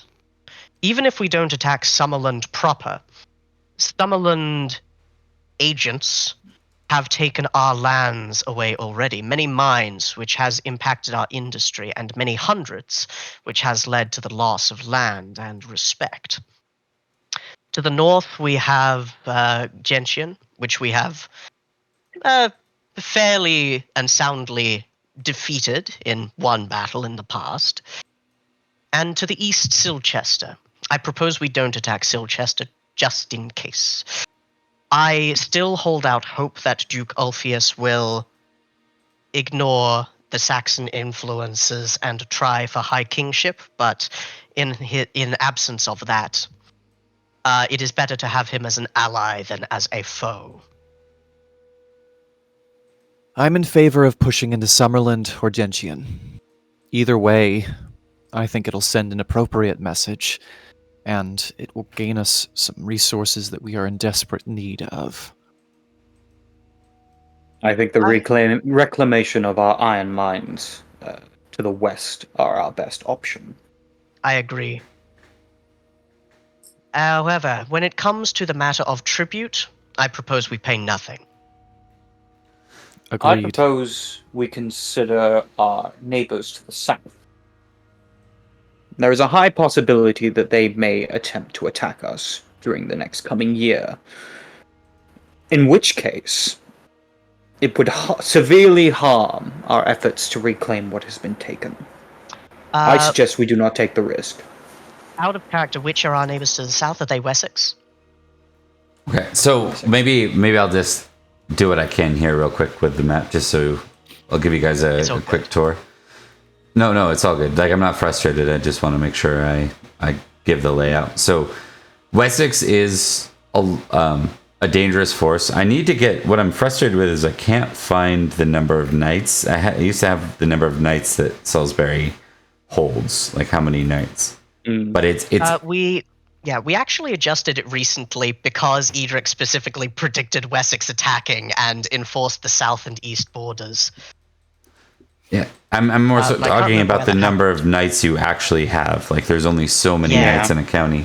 So the issue you guys have, just as a high level, is Salisbury is a single county, It's got a and it's a country county, so it's like not like this super rural. You don't have a lot of big cities basically, so you don't have like tons of knights in like Silchester is a very big city, right? Salisbury doesn't have any big cities. You have a pretty good number of knights, and you have strong knights.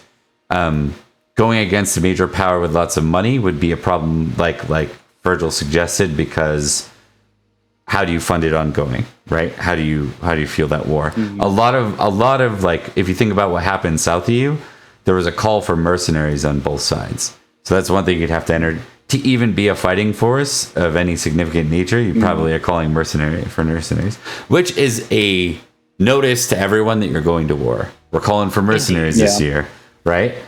So there is a pre-declaration that way. The challenge you have with Summerland is that goddamn forest, which you remember the last time you went through it. But on top of that, there's now forest castles filled with weird things that you're aware of.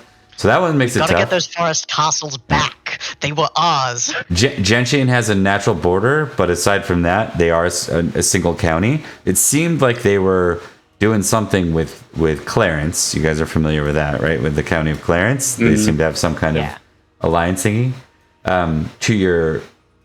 To your west, southwest, we'll say, there's Wessex, right? Wessex and Port Chester is now owned by Port. So Wessex and Port are now there. And then Silchester serves further east people. So they serve like a bit of a barrier to you guys versus a direct enemy at this point. I just wanted to give the full lay of the land. That's why we need them on our side. Yeah. Indeed. So not against at all what you guys are suggesting. Like definitely not as a GM. I'm not saying don't do this. I just want to make sure I give. Like I don't want to do that thing. Like sure, go ahead. Oh, and you get smashed, and here's the consequences of the.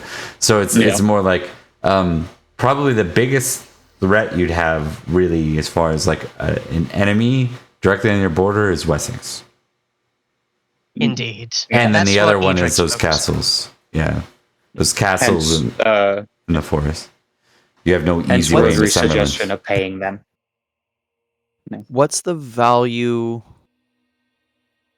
Yeah, I mean, here's the thing. For Virgil, I can't tell if he thinks that he could stab a Fae or not.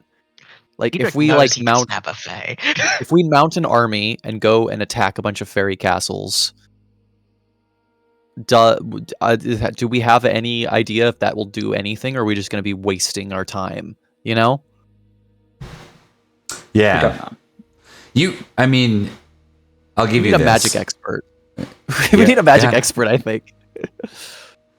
And you also know the other thing, if you recall too, is Lord Alabaster kept referring to some kind of group that he was a part of, that he was a representative for. I think you're getting like them. Yeah.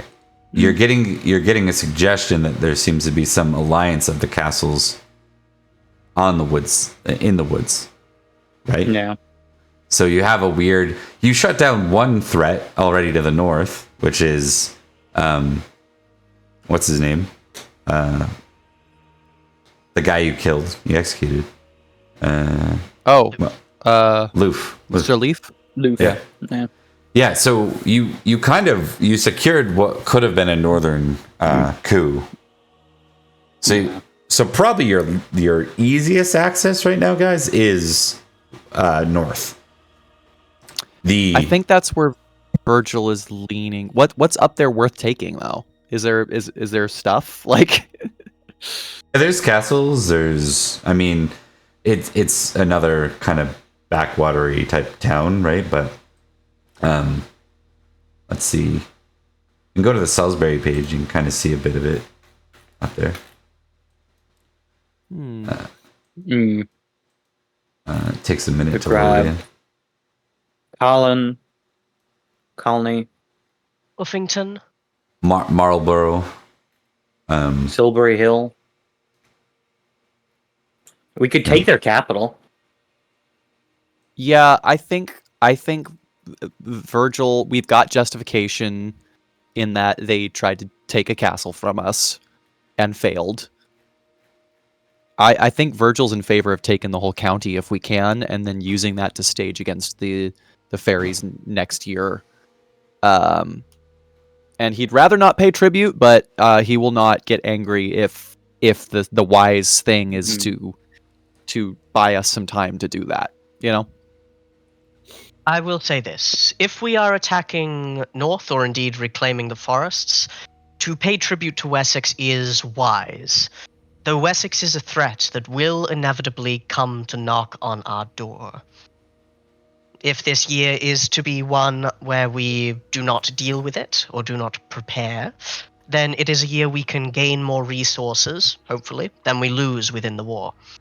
They are currently allied with one of the forces in the civil war for the prior Duchy of Glevum? Yes. Yep. And now claiming to be the Duchy of Clarence. So they've... Which means they will be fighting a war on two fronts. And to avoid that, I propose we do not pay Essex, and we do pay Wessex, if we're not immediately going to deal with Wessex. Which I do not know if we're in a position to do. I think that is a sound choice. I'll get a battle test from each of you too for one more sort of option, if you want. Absolutely. I love battle.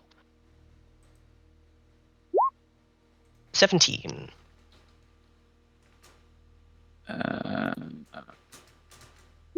Success.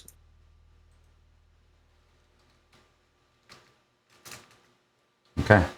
And battle test from Liam as well. I love battle tests. Though I opened the wrong sheet. I have no idea what's going on. Okay. I think for entertaining Wessex, the one sort of snipe you could make is you could extend out one castle past Duplain. Right? If you wanted to hit anything, you could hit the next castle on the road to Duplain, which is an old sort of withered castle. It used to be one of Uther's castles, actually.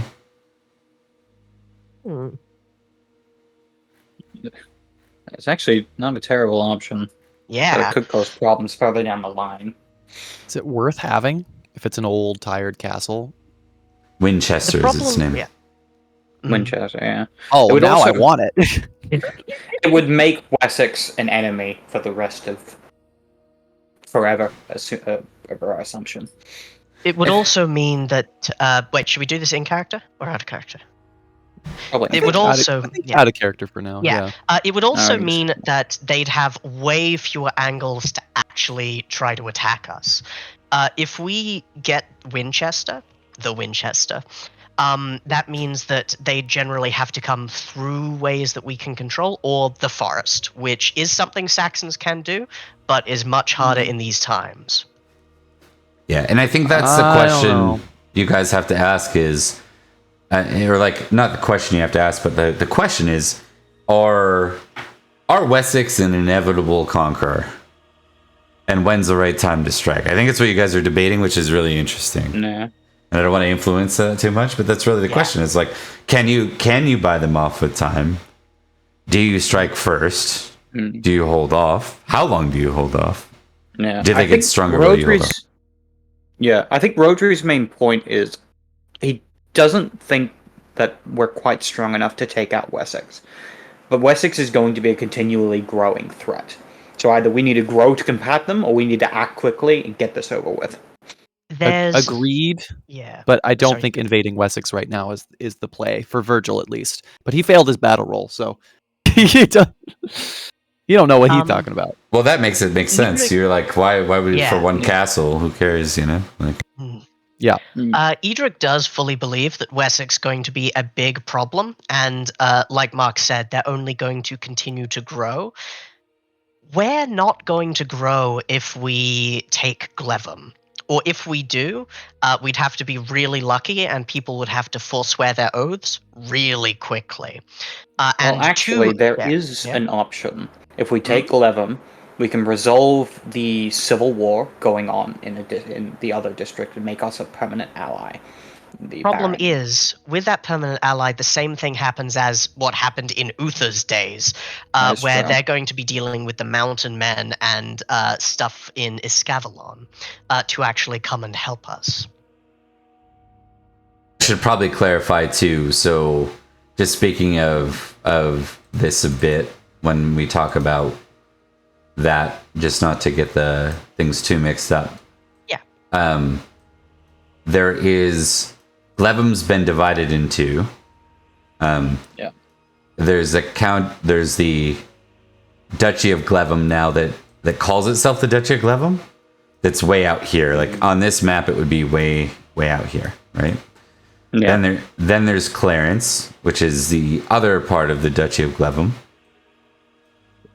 right? And then lastly, there's Gentian, which is the place to your immediate north that did technically try to create some sort of coup on your northern border. So you do, you do have like war justification there. There's that. Virgil, I think, is also more into that idea too, because his castle is right on the border, which means he's going to be in the fighting. He really you're going to be in the thick of it. I think that's that. If Virgil's pushing for anything, it's taken Gentian. I think Rhodri's main position is hesitant of taking Gentian. His main thing is that he wants to push towards the two castles that they once owned, including Morehouse. But he's not opposed to it. Edrich really wants to try to stave off the coming Saxon tide, but he is aware of the limitations of Salisbury, at least right now. That said, he also doesn't want to pay Wessex so they can get stronger. I think Edrich, seeing that most of the council is in favor of attacking up north, he will say, yes, we should not pay Essex, we should pay Wessex, giving us enough time to go for raids and ransom further up north. If we can, we take lands as much as possible and ensure it's added into our income. We can deal politically with Clarence and Glevum after that. Or indeed, during, if we can distract forces. Okay. So a plan to bring war to Marlborough Castle? Indeed so. Mm-hmm. The staging ground will be Devices, home of now Virgil. Okay. We can address that next session. The plans. I think the thing to figure out is: do you go east through here, or do you go through Uphaven? East. Virgil wants to go east. East means we're going to have to contend with Callan first. Yeah. Which means we're going to fight two battles. Callan and then Marlborough. And if we lose Callan, that's it. That's it. The war is lost. If we lose Cal, then we go back home with our tails between our legs and hopefully don't lose too much. But I don't think we'll lose Cal. Virgil failed his battle roll. He wants to do two battles. That sounds sick as hell. The main thing is that we're basically going to have to conquer one, leave enough to keep it conquered, and then travel on. Meaning, there's a chance we will be weaker when we reach Marlborough. No. You're misunderstanding. It would be sick as hell. I don't think you heard that part. Clearly, you're not thinking this through here. I'm talking about how sick this is. I'm talking about how fucking cool it would be. Yeah. Okay. Awesome. I like it. You guys are needing some war, so. Yeah. I think ultimately Marshall decision, right? Indeed. I think seeing the way that the council is going, he can definitely see the wisdom in their arguments. He will agree. Except Virgil's. Like Virgil was the one who brought this up, and it's absolutely correct. When you're surrounded on all sides, you need to get out. And it's technically not the marshal's decision because you guys are under martial law. It's the countess's. The council gets to decide. Yeah. But yes. And she's deferred to the council. Yeah. That's true. Yeah. That's true. And he votes going to Gentian as well. Paying Wessex, not paying Essex. He really wants to kill Wessex. He really wants to get it over with. But he also would prefer if they attacked first, so he can control the strategic ground. Okay, so just to clarify, and everyone is in favor of the war in Gentian, save for Jenna. We'll say no. Robert removes himself from that one. He doesn't feel he's of age enough to make a decision about war. So, and those are his own words. That is very wise of you. Who's in favor of paying specifically Wessex? Because I'm pretty sure everyone else is off the table, it sounds like. Yeah. I still don't want to pay Wessex, but also we can't risk getting attacked in the back while our armies are up north. Is anyone against it? Paying Wessex? I'm assuming Virgil's not against paying Wessex. Virgil is tokenly against paying Wessex, but he does see the wisdom in it, though he disagrees with it for philosophical reasons, though he doesn't know that. Yeah, so he's against it, but he's not going to fight it, if that makes sense. If it's swinging that way, and if Edrich votes in favor of paying, he'll vote with Edrich.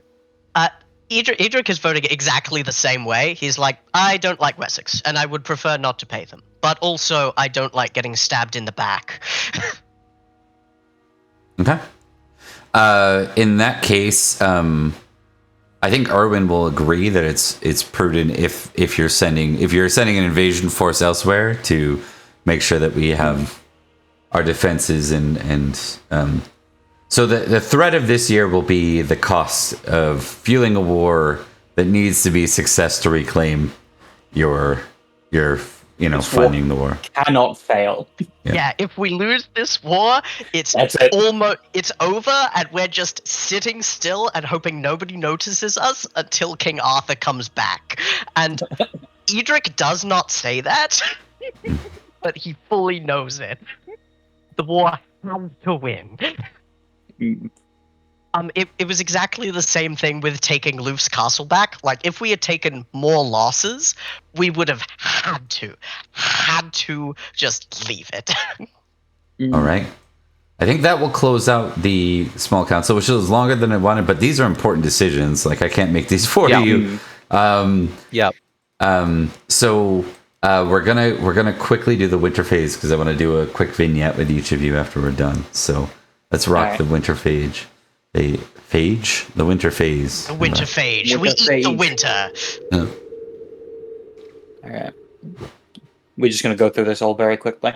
Yeah, and let's just do it real quickly. Let's get your skill rolls and then specifically your family events and manor luck because that might affect your. We have to know what happens with your vignette, right? All right. So, All right. Cool. Shall we just blitz through?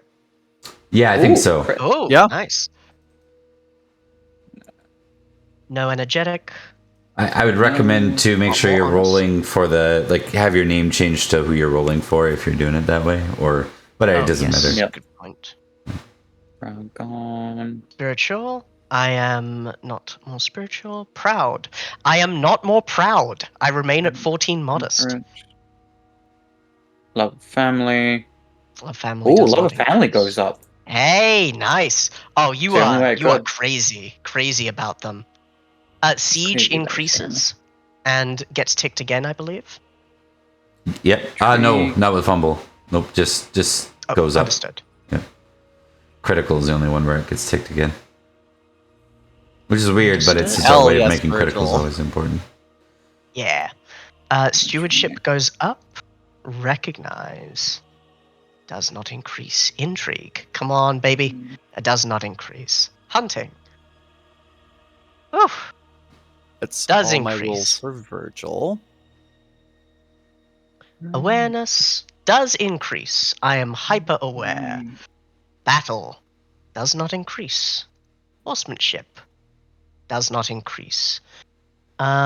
Sword Whew, look at how just does that boy is. increase. I am 27 sword. Right, hold on. Stewardship. Oh yes, that's right. I need to do Nothing. Cynstenian. Diplomacy goes up. That is Sir Rhodri done. And for Sir Florence. Oh, yes, I double checked to make sure that I actually rolled it correctly and I didn't roll like a 17 or something. I did. Natural 20. I'm so glad for that. I'm so lucky. Okay. Energetic. Not more energetic. Slightly more racist against the guys that are working for me. That's, you know. Having to That's spend knighting. more time with them. Ugh. Ugh. These awful people who are doing my bidding. It's up on a fumble. Oh, guys, my intrigue didn't go up. It's a shame. My Oh, that religion was so goes close. up. I have 3 religion. Oh, orate increasing? That's good. Goes up. And that is Cynstenian the Blessed. Eldry goes up. I think only religion went up for Cynstenian. Intrigue And that's goes Percy. up. Alright, does not. All right. Let's see. No. And then 3 more to go. And. Ooh, Lance goes Nice. Ooh. Wait, hold on. up. Only 1 goes up. Because I used the same one for both, and that was Spear. I will say, it is a crit, but it's because your skill is insanely high. Oh, so it's not actually a crit. Never Yeah, you mind. rolled a 16. Nothing happens to either. My mistake. Okay. And for battle, nothing. Yeah, that's me done. So you guys are going up in age, which is now this is where that part gets less fun because we deal with aging attribute loss. I do finally have. I'm just adding these right now, but I finally have these aging things here. So I'll try to find a way to resize them so they're not painfully in the way.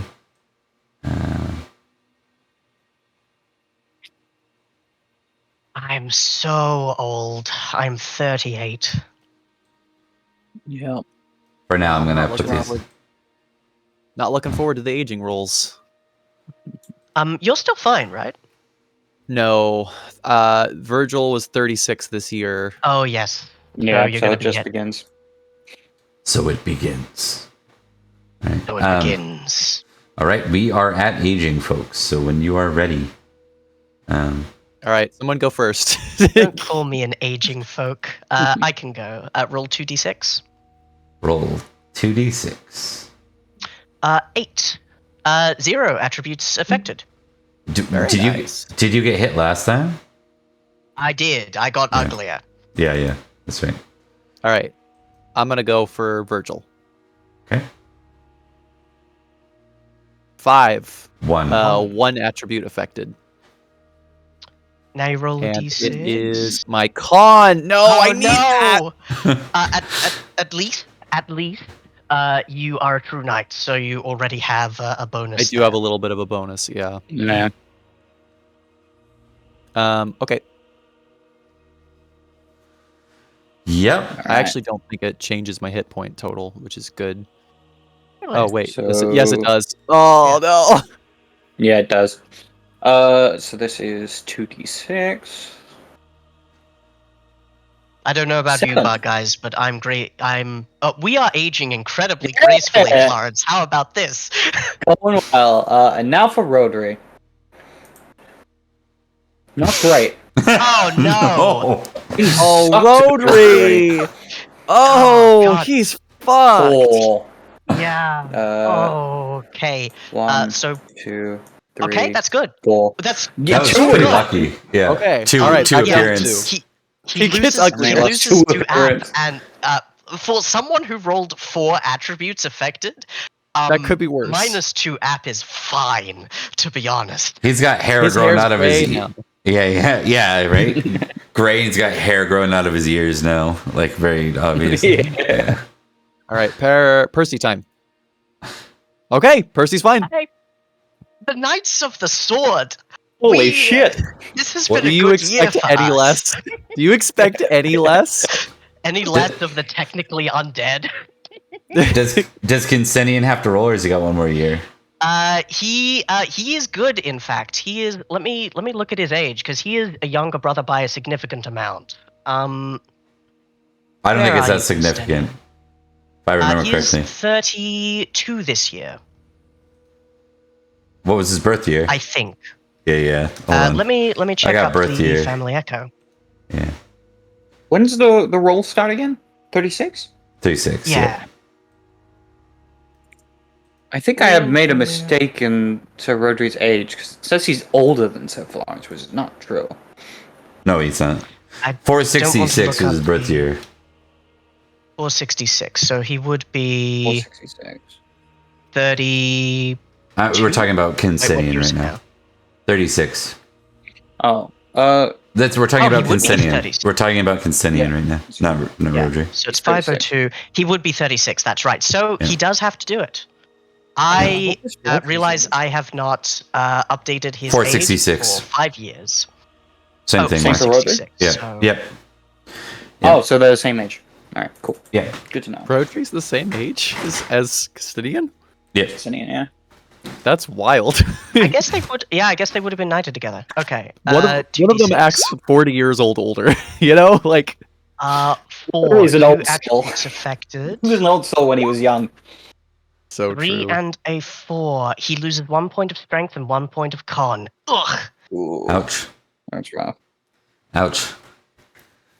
Ouch, boys. However, I haven't updated his sheet for 5 years, so I could probably build that back up. Yep. Yeah, you can update accordingly. I think it's fine. And yeah, it might be a good year to do that stuff anyways. Just saying. Yeah. Things get Yeah. deadly and ugly here, and no one quite has an heir that's of age yet. So Yeah, my heir is 3 years old. okay, so that deals with all the aging. On to family survival. Based on the quality in which you lived in the previous year, you need to roll for your families, peeps. I am rich as fuck. I am Remember- normal. Remember, for the child stuff, it's only up till they're no longer a child. Right. Mhm. I don't think any of us are too close to that.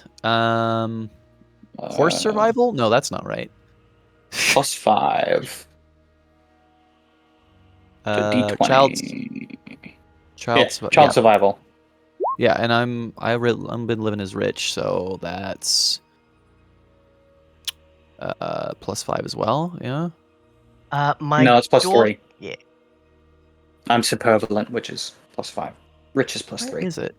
My daughter gets sick but lives, and Ah, my thank son you. is the healthiest kid in the universe. Oh, +1 to survival. Okay. Oh, +1, sorry. I read that wrong. No, that's all good. I'm glad I Mine's checked. +3. Or No, actually, I'm it's- not it's glad I good. checked because it's worse now. Yeah, I was about to say, ignorance would have been bliss on that one. Yeah. All right. So for Virgil. So I have 3 kids. I'm going to really quickly roll for childbirth, 2, and this could kill me. 3. It does not. No children. That is a Yeah, 17 all my plus children are alive. 1. Child's fine. 2 of them are well. The thing that would most destroy Edrich, I think, at this point, would be a roll of 11. Mother and child die at childbirth. Yeah, that'd be rough. Hannah, 6, 7. Child is ill but fine.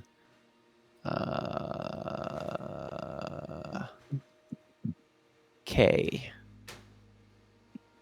Do I not have any kids with Lady Lalo yet? I don't. Boy, that's got to be weird for her. 12. Everybody's fine. Everybody's fine. We're all fine here. How are you? All right, so I should do childbirth now? Yes, absolutely. 18. Child is born. What do you know? Hell yeah. Yeah. Also, I had a child with a random lady. Twins. Oh, I had twins with a random lady. That's fun. Idmiston continues its proud tradition. When did that Doesn't happen? have twins. That was after fake Edrich went mad. Oh, okay. Yeah. Florence spent time with a lady and then slept in her bed. Was that up north? That was up north. Is that beyond Hadrian's Wall north or Melon? No, it was No. it was when they were coming back just after Evildrick had his nervous breakdown, and Yeah. I was playing Cynstenian. I remember we named them, but I don't remember what their names were. I have to go back to the episode. I might have written it down. 15. He's Virgil's first son, Cato, is 16. Nice. Yes. That's nuts. Her name was Arnolant, I think. Maybe. Tell me if this sounds right or wrong. Sounds right. Hello, Anna's Lily. 7.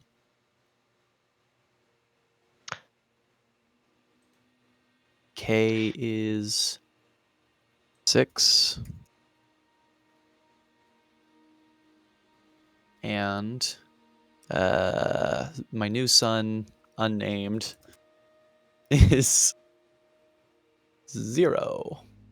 My daughter is currently 9.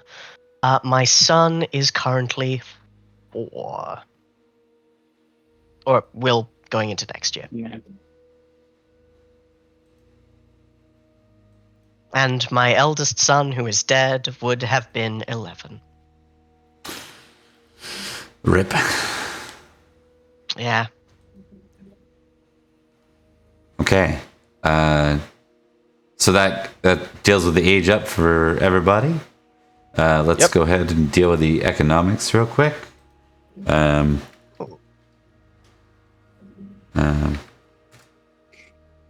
You're dealing against an 18 weather. Now let's do the justice. We're going to start with you, Thomas. You're dealing Absolutely. with a disheartened peddler, an ordinary peddler. There's a brawl. It has to do with adultery, and it has to do with the brother of, let's say, hold on. The brother of... Why would you sleep with his brother? You know we don't like that. The brother of the ordinary peddler. Absolutely. So when it comes to this, I roll just. You roll just versus 2d20. So you're dealing with... you're rolling this versus my 20 test roll, and you gotta beat it. Yeah. Yep. My just is pretty low. I'm quite an arbitrary fellow. I fail your unjust. Okay. Okay. That is a fail. They increase the hatred of landlord by 1. I think it's... Edric's going the opposite way of being too decisive, because he's like, no, the way I was acting, I was replaced by an evil doppelganger and nobody noticed. So I think he's too indecisive in this moment. He's trying to gather more evidence, but it's very clear-cut. No, his brother slept with my wife. That's something that you should immediately crack down on, kind of thing. Test arbitrary so for me. landlord goes up. Oh, absolutely. Failure on arbitrary. Okay. If it was a crit, I would have made you take arbitrary, but you didn't crit, so... My hate landlord is now 10. Oh, no. Okay, thanks for noting that. You're going to have some consequences coming from that. I wanted. I'm ten's a number hoping I where- can decrease it soon. Yeah, we'll find out. Okay, so that is the next test actually for you, concerned commoners. My concern commoners is also 10. Success. Okay, so Reduce misfortune by 5. that's good.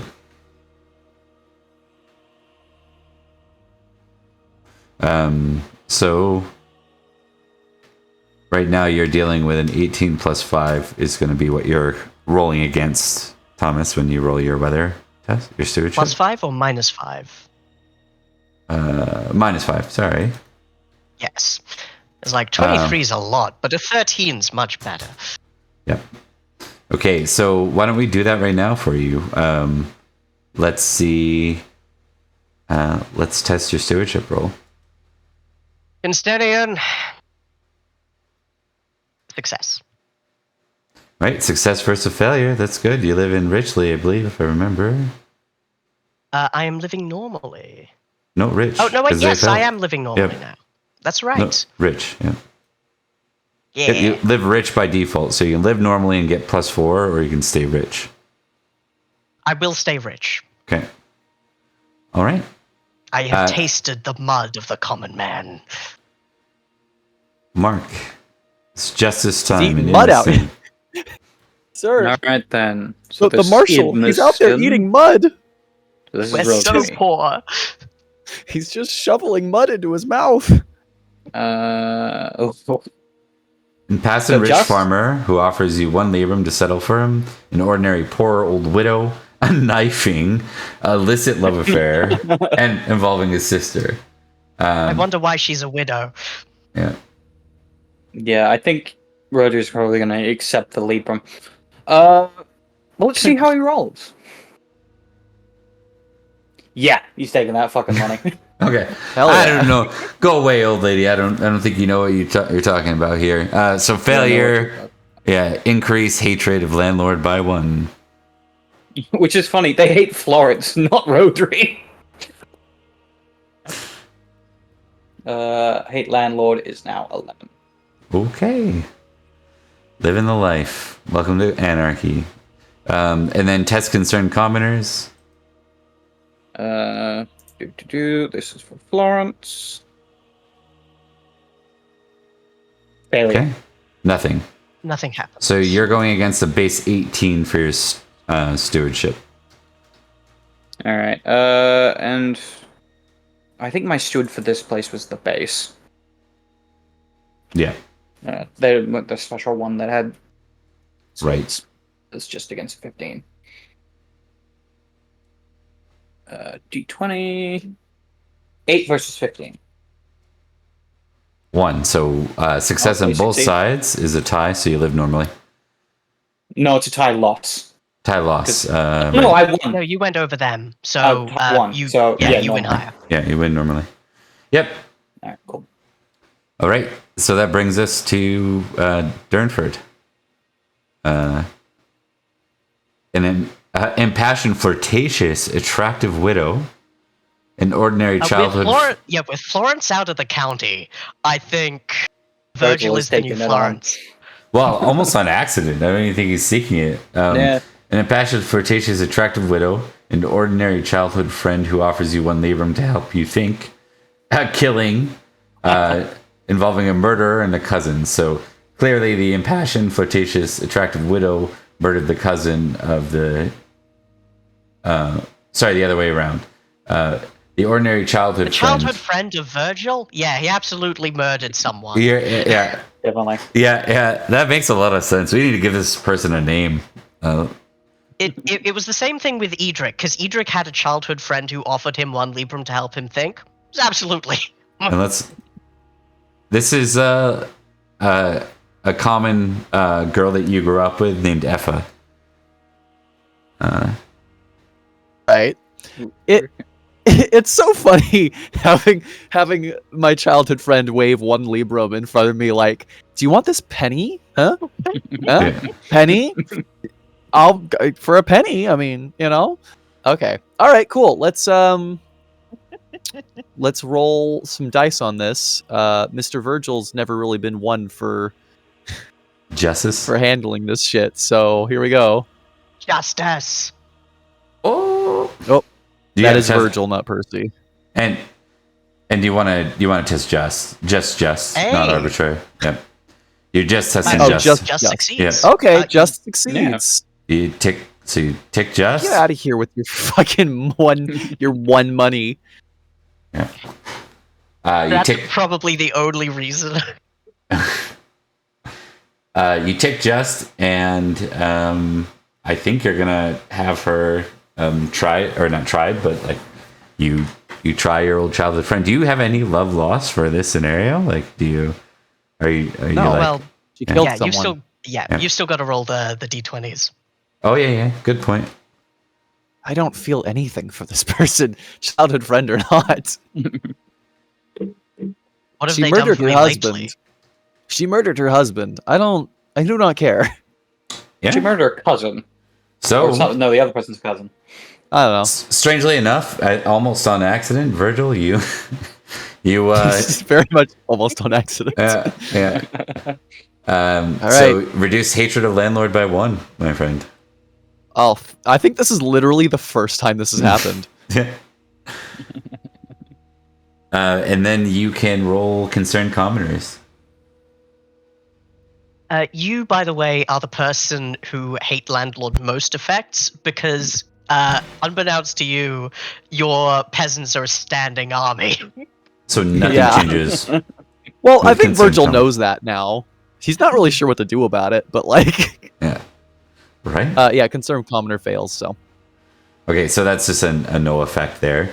So Yep. you are you're rolling against an 18 on with your steward. perfect. Entourage, Lilo, stewardship 17.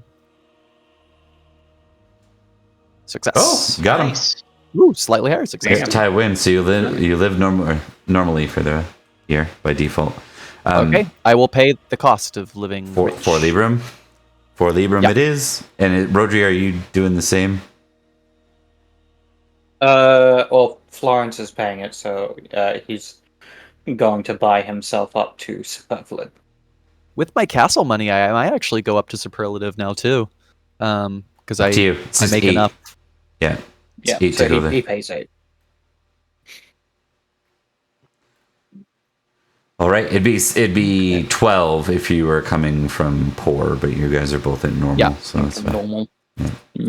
Okay. I'm gonna pay for Libram to go to extravagant, mostly because I don't want to roll a 1 on the child survival table. Are you? You're gonna go 16? Sorry, you're gonna well, go 4? I was at rich, so I Yeah, will pay 4. 4 to go to. Okay. For the first time in any of my characters, the House of Winterbourne Stoke lives extravagantly. We'll earmark the horse survival. We'll get you guys to roll that off like in between games, so we can get to that Sounds later. Experience improvement. You guys get to choose one, and then we calculate glory. And we forgot one thing, fellas. Family events. Family event and Income. Right, So- yeah, family event. I need a D6 for your fate roll for each of you first. Oh, yes, that's right. 4. 3. That's calamity, I think. 4 is nothing. 4. Okay, let me just pull up Book of Manor here, okay? Wait, remember, Thomas, do you have your cross? They give you a +1? Right, I do. It's a 4. There's nothing bad. Ah, thank God. 4, Thank 4. you. Yeah, fours are no result, Bob. Yeah. Oh, right, it's right there. Never mind. Yep, manorial luck table. Okay, perfect. So, all right, so that deals with that. No results. I'm going to do a family event. You each get a family event, yeah. 1d20. 20, 19. Family event, Mark, for you. Roll a d20 to determine who. 20 on table B. No, D1. D100. No, d20 first for who gets affected. Oh, right. Who it is. Yeah. All right. 9 is brother. Okay, and then roll a d100. And table B. Table B, 46. Is called to aid another knight in battle whom he shares a common ancestor. Choose allow a kin member to go. Check generous and just. Roll 1d6. Kin member dies, returns and earns glory. Alright, so Florence would accept. I imagine this will be Iago, his third brother. Is he knighted? Yeah, he's a knight. Okay. So he'll send him off. Returns and ends you 20 glory. Okay. Shall I add that? And I get Is to that pick Florence or generous and Rhodri? 20 glory to Florence. Florence. Yeah. Yeah. Yeah. He's in charge of the house, so he makes these decisions. Okay, generous and just. Okay, so that brings us to Thomas. What was your first D20 roll? It was 4, which is marriage for Christians, and roll again. I don't have any family.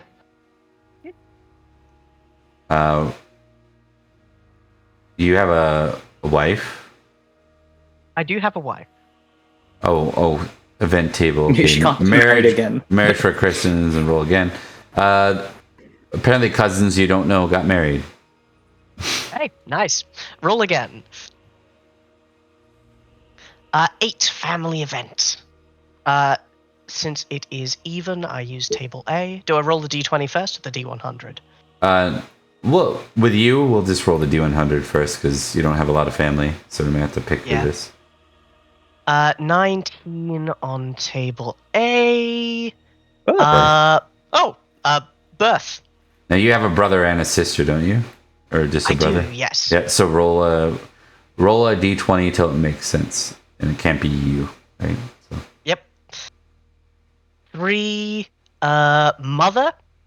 Could she have child? Probably not, because I'm in my in my late 30s. No. Roll again. 2. Don't have a dad. Have you been my mom again? Have you been rolling for your mother's survivals, by the way? Oh no, I have not. Yeah. No, wait, I have for the previous years, but not this one. 16 is uncle or aunt. 15 is uncle or aunt. 16. 20. Cousin. Cousin. Okay. Do I just stick with that? Yep. Birth, and then I roll a d6. 6. They have a son. Okay. Maybe it's that guy in the entourage of Florence. Yeah. Who knows? We'll figure it out. It's true, he is your cousin. Yep. Also, Bob, I have confirmed.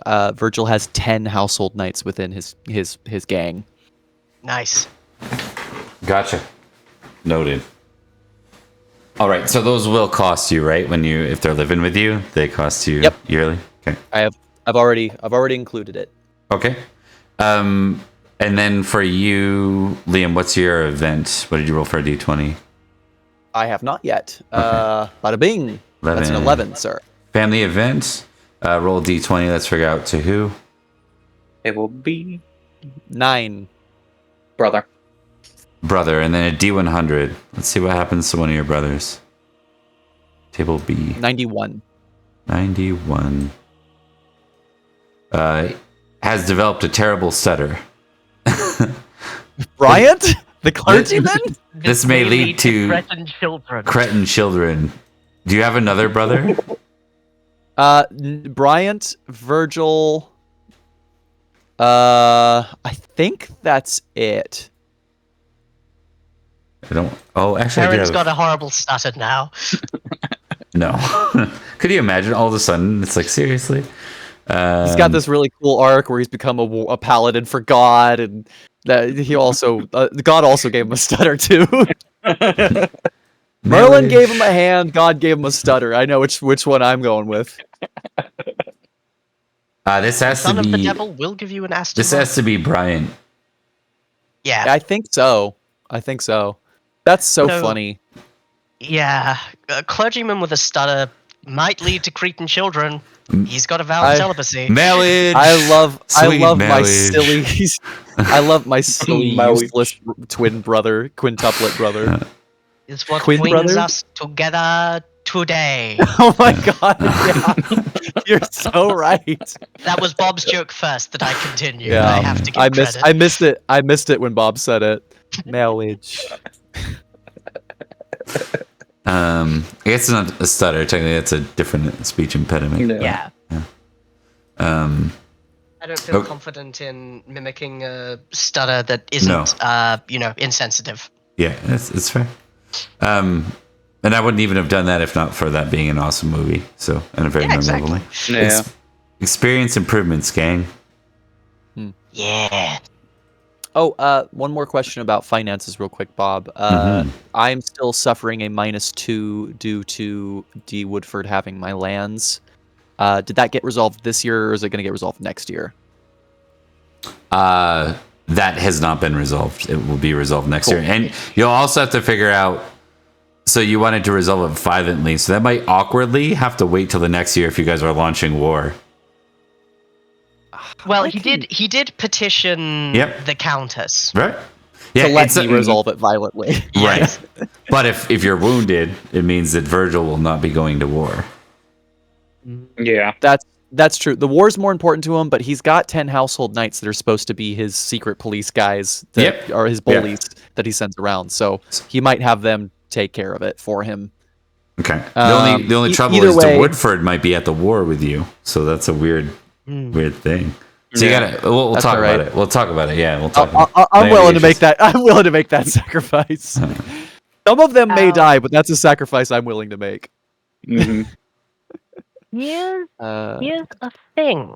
So my sword has already gone up from 26 to 27. I'm inclined to bring my siege up to 13. Just dumping all of my points into that and becoming a Not a bad competent idea. siege general. Smart, considering we're about to siege some shit. That's fair. So that's what I think I will do. Awesome. Nice. Florence is going to up his strength.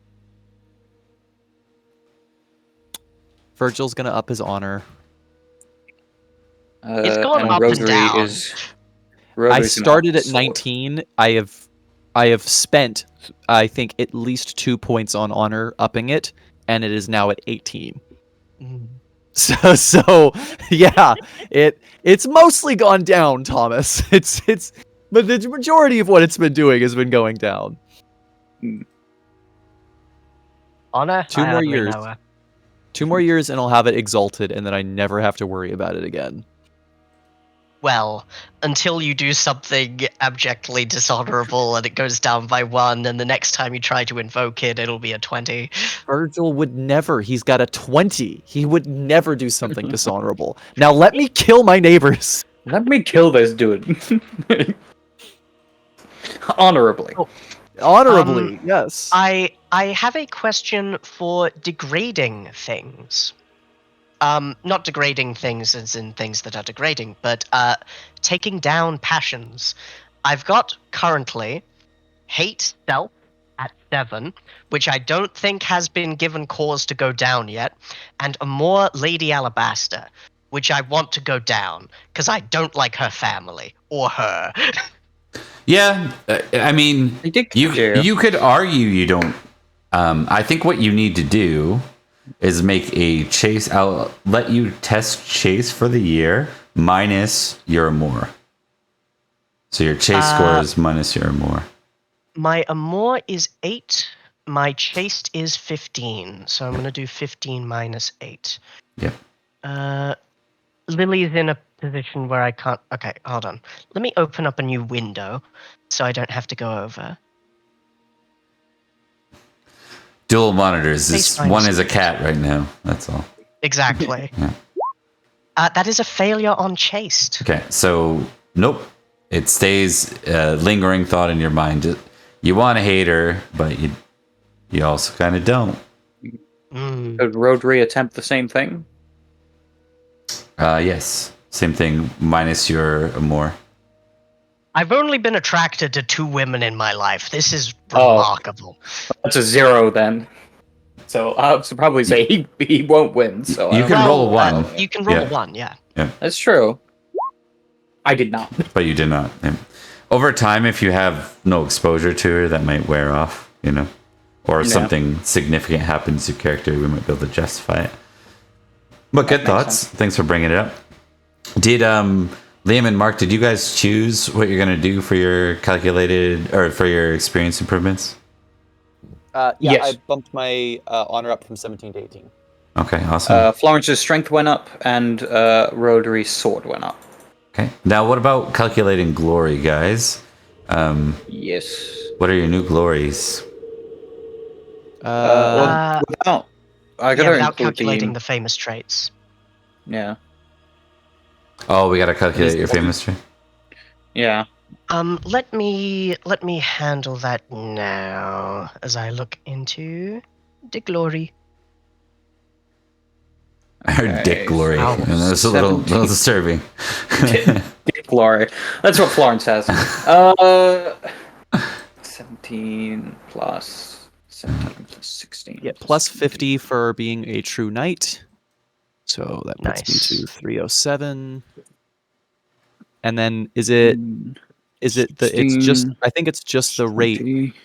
It's just famous rate traits, for everything I over believe. 7. Yeah, but it's the same number, right? Like a 17 gets you a 17. No, Yeah. an 18 will get you an 8. Oh, does it? What were we saying? 17. If you have a famous glory. That's famous. If you have a 17 in a skill, you get that. You get 17 glory. Is my memory Yes, I of get it. the number. Right, but only in traits, personality traits, not in skills, right? I believe it's personality traits and passions. 1 sec. Gotcha. We'll have it. That sounds familiar to me. It was traits and passions. Is what I want to say it was. I don't think it was skills. Yeah. That's another thing I need to screen cap and put on this because like we almost got a fully populated down. Like we almost have every. It only took us what 3 years? Yeah. 2 years.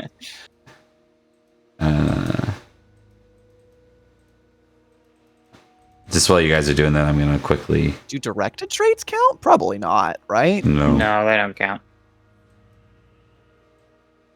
Unless your director trait is a 15 or 16, rather.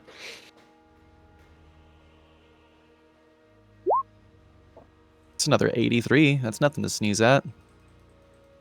I 70 am Mars. currently at... Oh, no, where am I? I am currently at 9,045. Oh, and I also get 50 for being a baron. One turning. The computer might freeze here. Hopefully not. Oh no. Oh! Okay, Lily, you gotta calm down. I'm doing my nightly paperwork. Your boy crossed the big 6000. Hell Nice. yes. Yeah, nice. So you get another point you can put in anywhere. Hell yeah. Anywhere? Question? I believe we said anywhere. Yeah. A question with that glory one. Can you put it in size? You can think to glory a one's point. the only You need. one. So what we need to do is track what your starting size is because there's got to be a limit. Like if you, I'm just gonna put it in honor again. if you were 18 or sorry, if you were 21 and you had a size like 11, you're not going to be a size 18. But you can probably get up to like a size 13 because of your glory, like probably 2 higher than your starting point. Keeping in mind that your size can fall down as well as you age, so it's kind of like a. Well, that's why I want to up it. Yeah. So I don't die. Your boy is back up to 19 honor. Hell yes. Florence has been Fuck the spending the year size. bulking up. I think I'm tempted to put this point into either sword again, or I'm tempted to increase my size as well, to be ready for the inevitable downsizing. 6, 9, 5. Traits and plus passions. Yes, good point. 8, 5, 3. Yeah, so I found it now, guys. So we got it on the sheet for us. So Perfect. Oh, excellent. Passions and traits. Cool. Okay. Lily, don't open the... Lily, help me. Yeah, no Okay. trash in the range. I don't know if the camera's picking up what's happening now. Yeah, we can see a cat. Yeah, we can see paw. it. Yeah. I don't You're know stuck. because she's switching the tabs on me. Hmm. Oh, apparently my size went to 15 billion. Lily, get off me.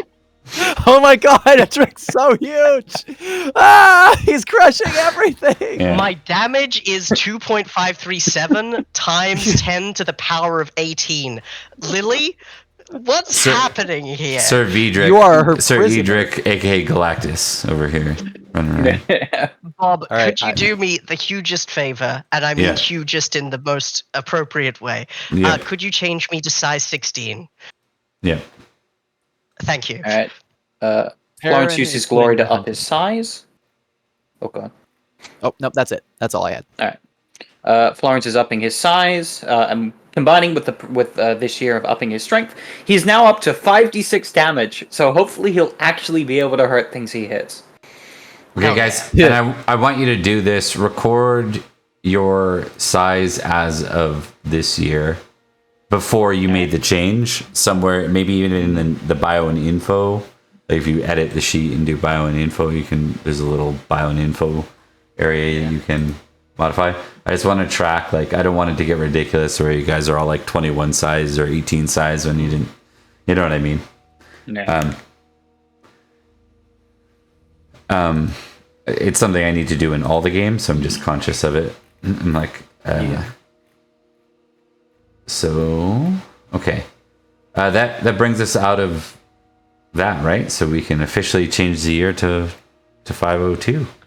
We did. Hell it. yes, man. it's been a long year, baby, but we're moving forward into Jesus, a new look- age for Salisbury. Look at Perin's directed traits, or look at Perin's traits and passions glory bonus. 168. Jesus. Well, you are That is a a true passionate knight. That requires like famous stuff. No, That's- no, No, Perin, he's not. That's He just for has it all Perin. from. That's from his godly gifts. Remember? It's from that's right. Godly Gift, and it's also from still hating Uther so much. And he's got a lot of famous traits. Mhm. Awesome. 32. Oh yeah. Plus 21. Yeah, 53. Jesus, this year, Perin made almost 1,000 glory. Indeed. Yeah, like it jumped, it doubled in size when the black dogs got their glory. I added that because you had like 360 and then you got 390. Yeah. Indeed. 100, 3,024. Okay, gang. I think the 6,000 number is probably Perin's, not Percy's. That makes sense. Yeah, that's Yeah. correct. Yeah, so he's much lower than the 6,000. What's Percy's? Or do we not know? Percy's is currently with hang on. 1,859 plus 168. No, plus 957. Oh, that's not correct. Hang on. Almost done. 1,859 plus 957. Percy is now at 2,816. Okay. And Pretty he gets another. respectable for a hedge knight. Yeah, especially considering that he's only been active for less than 4 years. Yeah. I suppose being like a mercenary knight constantly going to war would get you a lot of glory. Yeah. Okay, cool. And then I get to up one more thing with my... Ooh, I should really put my size up, huh? Perin's an 11. That was Florence's as well. I think, yeah, you definitely got hit pretty hard with a major wound that got you low. Yeah. A major wound and then a couple of bad aging rolls too before this year. So Yeah. Make sure you track Okay. your size, your old Yeah, size too. where are we tracking the original? Anywhere in your notes, probably just as bio long as info. yeah. I'll say in info. distinctive features probably where. Okay. I And put then mine in it's wounds. I just put mine in 11. info. As long as you can find I it. think I'm pretty sure he was a base size of 12 in the first place. Makes So sense. He's a base size of 11 right now though. Before I up it, so You're a tiny Kinrick. he didn't used to be. Florence's size was 11. He's You're a always ti- been 11. We get a You just plus want 3. Do we get pluses? No, to it's size con. or to Just read a con? con. Oh, Yeah, I'm Saxons get size. Saxons get the size. Well, funnily enough, Florence's con is 12. Just So it remember, wasn't high to guys, begin with. too, you can't have anything above 18 other than con. You can get to 21. Indeed. Yep. Okay. Okay, so we will continue. I know it's a longer session. Is to make up. We're gone a week, and we have a week dedicated to another game. So I just want to keep things in order. It won't be long, but I want to do some vignettes with each of you, if that's okay. Yes. Absolutely. We should Start with one of them probably- because I we- need to do go we- do I know something it's- quickly. I know we are a little late, but do we also want to have everybody talk to Virgil about the thing that they talked about last session too? I'd like to. Yeah. All right. Vignettes first, though. I'm up to do that, but we should probably do the vignettes first. Okay. Yeah. Vignettes first.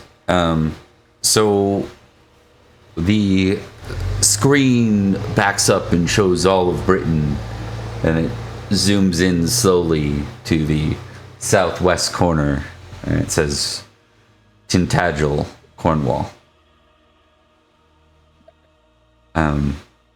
It is here in Tintagel that not Christmas Court, that Easter Court for Florence will be taking place. You're arriving a few weeks before Easter. Mm-hmm. And you see another retinue ahead coming from a similar path. They were just ahead of you. Give me a heraldry test, Florence. All right. My new 17 heraldry. Success. Okay. So let me just pull over to the map so I can press the button on this guy here. One sec. I think it moves a little slower these days in this system. Roll 20's been a little sluggish recently. I've noticed that, yeah. You see the appointed Earl of Ascalon ahead of you.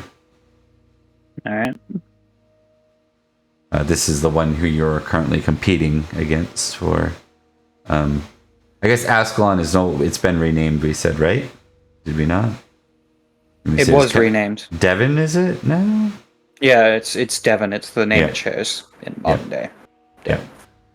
So, as you're kind of reaching the way, are you just gonna let them ride ahead, or? Yeah. Okay. Yeah. He just makes a note of them because they're not currently hostile. Hmm. You end up kind of settling in and setting up, your arrangements for being here with your retinue, and it's at that point that you hear that you've been summoned by the King of Cornwall, King Idris. All right. Florence would, of course, attend the summons. What you note immediately is as you move with your retinue to attend the summons, you see the retinue of Urban is also present in the outside of the room, basically where you would park your men. Mm-hmm. He has his men parked there already. All right. So with that, It's wild is I must have put Idris's face down like 100 times, and I'm not sure where his token keeps going, but it's going again. So, whatever. Not necessary, not important. So at this point, Idris looks to you and smiles as you enter. Sir Florence? Your Majesty?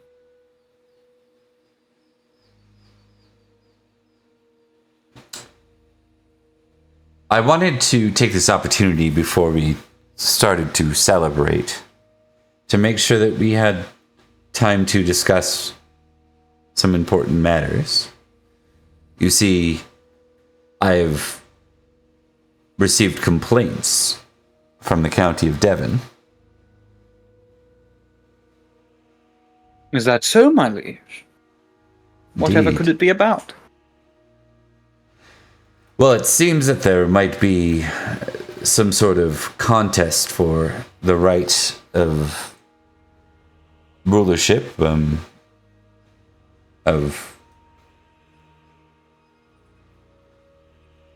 the title of count for the county.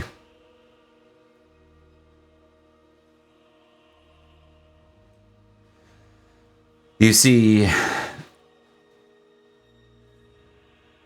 there are rumors that one of my finer knights in the land has ambitions to grow their power and strength. And it seems that the one who currently serves as the role is also aware of this. We are in a time of peace right now.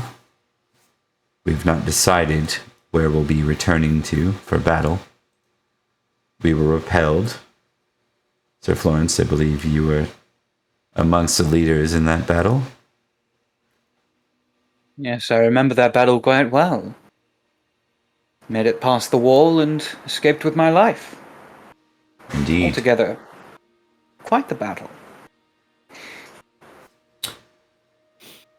I do not want there to be conflict in Devon, and all parties involved would suffer, and I would see to that. However, I consider myself a fair man and a just ruler, and this whole notion of count has always bothered me anyways. I think the late Earl Rhodri had a much finer notion of title. I mean to move away from appointing a Count of Devon. I will be replacing it in the next few years with an Earl of Devon. And I offer both of you an opportunity to show your loyalty to me. Sir Urban, I'll be appointing you to the county of... Oh man, I forget it. One sec. I forget its name. He says, I will be appointing you to the county of Dorset. You will serve as their ambassador, our ambassador to them.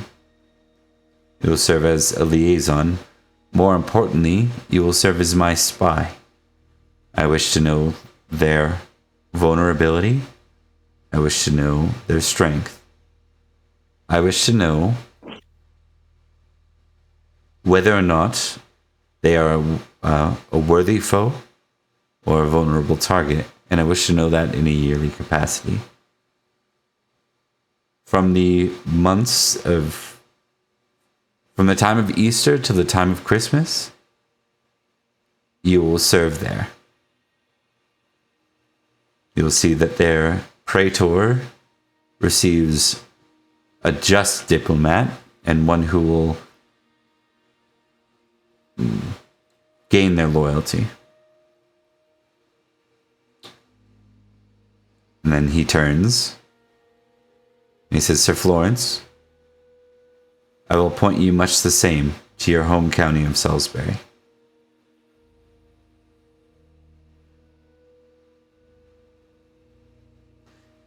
You are to do the same, to serve them through the months, the warm months, in whatever capacity they see fit. But make no mistake, your loyalty is to me. Of course, my liege. I wish to know if Salisbury becomes vulnerable.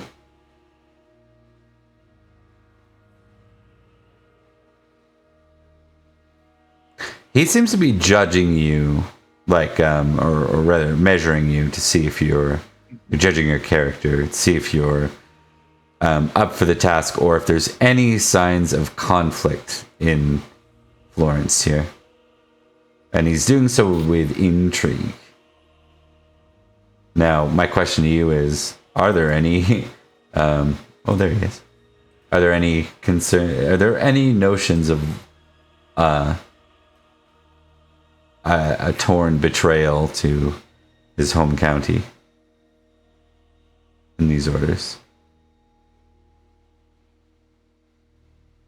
That is a good question. Because you're effectively being positioned as a spy for Cornwall over Salisbury, which is, Yes. I think, the first time you have an official direct conflict between the two roles. Ultimately,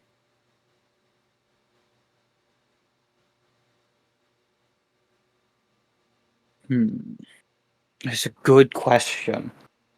Because on one hand, he wishes to continue to serve his goal, which is above the discretions between Salisbury and Cornwall.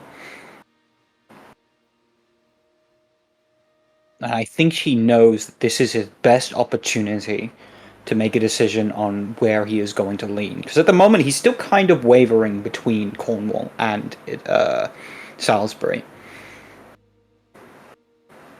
But this is an opportunity he can't pass up to prove his right to his liege. Not only that, this is really a test of your loyalty right now, if you think about it. Mm-hmm. So here's a question I want to ask you up front. Do you intend to deliver vital information about Salisbury to him? Even if it means threat to Salisbury? Or is that an uncertain point of Florence? I think I need to do a roll for this. Yep, yeah, absolutely. I'm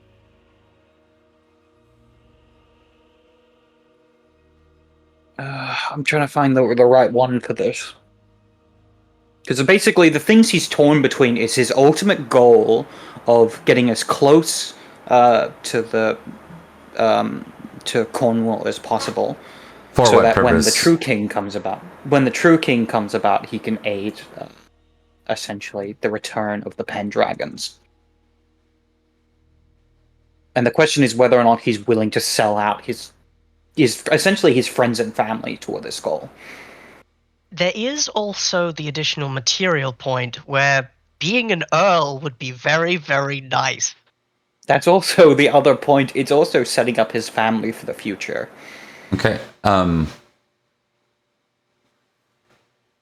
I think this is... roll me 2d6 plus 6, and this is going to be a new passion called Homage Pendragon. Yeah.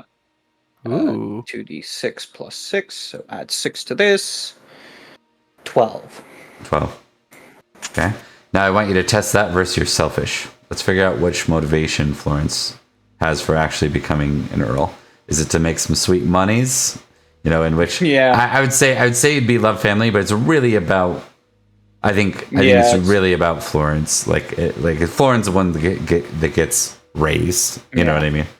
But I get Rhodri's love family because it's really like someone else getting all this stuff. But yeah. So a failure on selfish,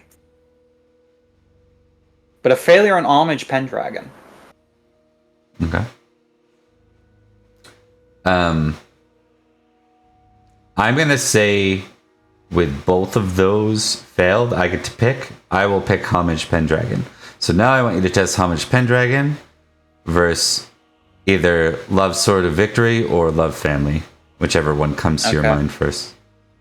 I think this would be Love Family, because Sword of Victory comes with the same thing. So it's a failure on Homage Pendragon, and a success on Love Family. Okay. So I would suggest you are torn. Yeah. But what answer do you give him despite your torn state? What? Despite his torn nature, Yeah. he simply bows as he does and says, "I am as always at your command, my king. I will do of you what you have requested, and I will not fail." Okay. Now, I want you to make an intrigue roll for me. Yep. If I might suggest impassioning yourself. Not a bad idea. So long as I you would- can I would impassion suggest- so without going mad. I would suggest that if you're going to impassion yourself here, it's going to be Homage Pendragon that you have to try to test against. Because that's what Alright, you're... that works. Yeah. Homage Pendragon, no, still a failure. So, straight intrigue. Success on a 14. Oh, a higher success on it. Okay. So, he smiles and he nods and he says, very good, Sir Florence. I will have you both know that you might note that Prince Mark is away. I have already assigned him to a similar role, but in Summerland. I see.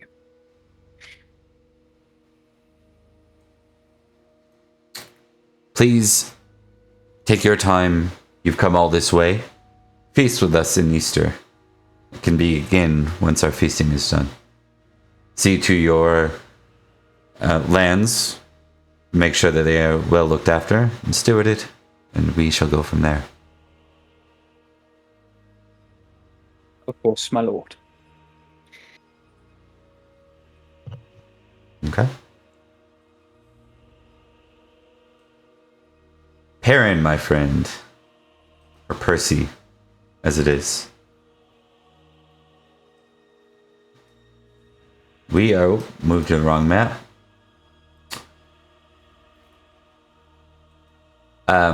I need you to make a battle test for me.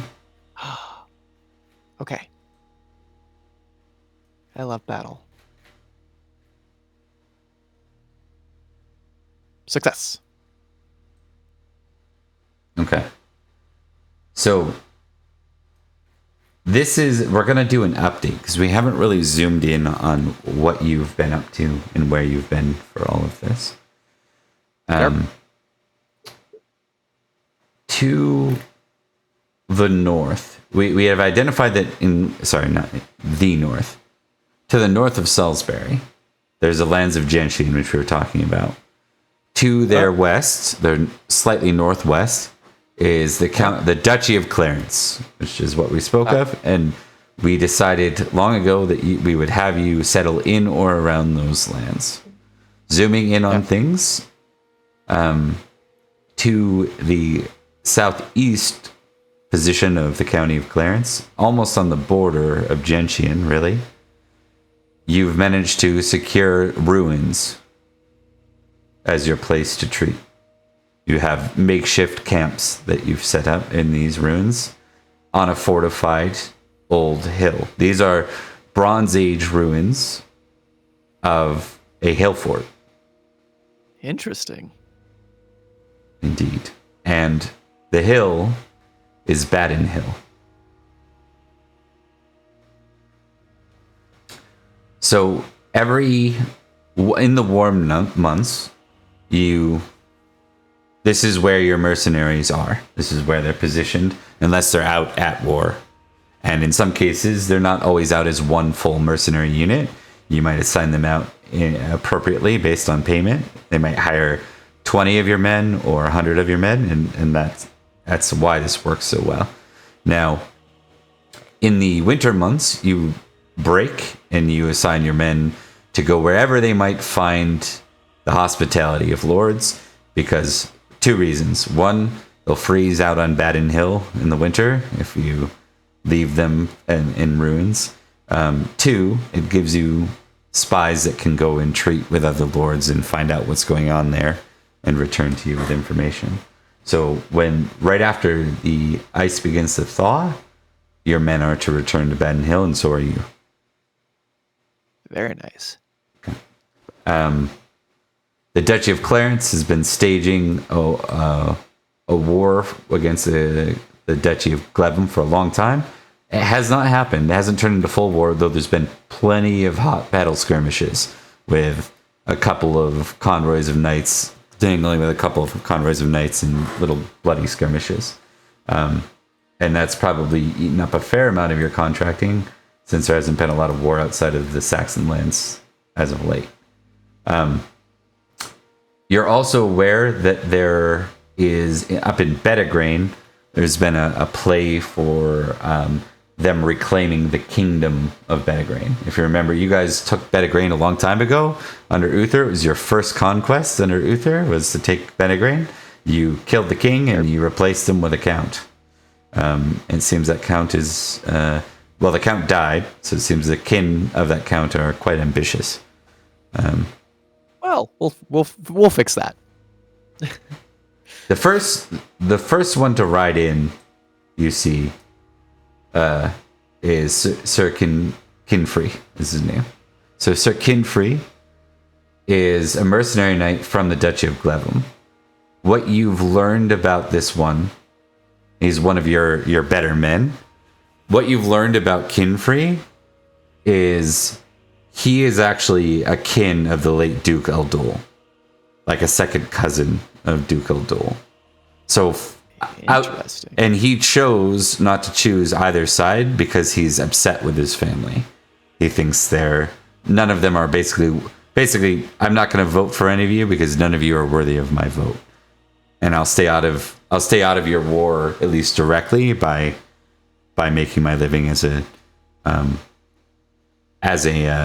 mercenary knight. So he's been displaced for his decisions, and he's now a mercenary knight, a man who used to be a vassal knight and has no keep of his own anymore, no manor of his own. So he's the first to ride in, and then I'll get an awareness roll for Percy.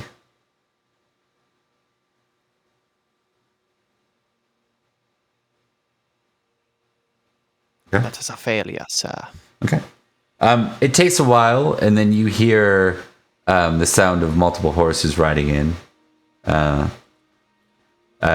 Eventually, you see 3 of your knights, led by Sir Iorwerth. Now, Iorwerth is a mercenary knight from Cornwall, and he's someone you assign to your borders in the county of Gentian. You make sure that basically you aren't going to get messed with there. So he spends a lot of time in Gentian. With him are 2 of the knights that he's basically one of your leaders as well. So the 2 other knights that he rides with are with him. But you see a 4th figure, and you see that 4th figure is being ridden in.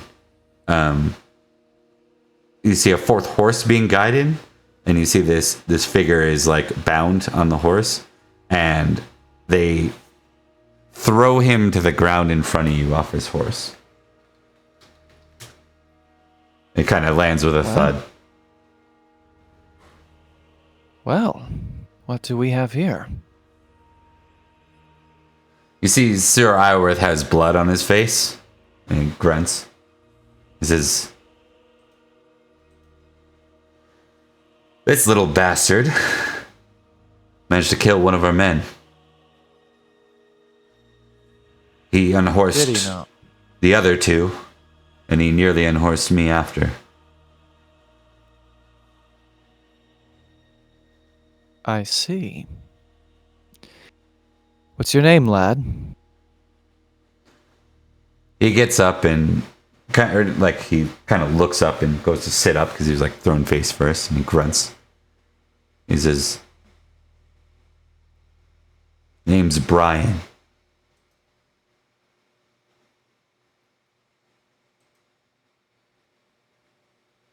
Interesting. Give me a recognize roll.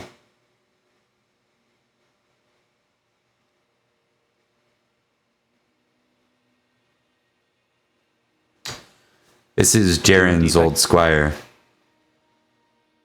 From how long ago? Last time you saw him was when Jaren went mad at Albans. That was a while ago. Right, basically before Albans. So as you were, as you were attacked by Yosa, Would have been the last squire that Perin knew about. Yep. He was the pagan one that was like hanging out in lands nearby Stonehenge. Perin kind of crouches down to look at him, and he goes, "Is it true that you killed one of my men?" I did. What was your cause, lad?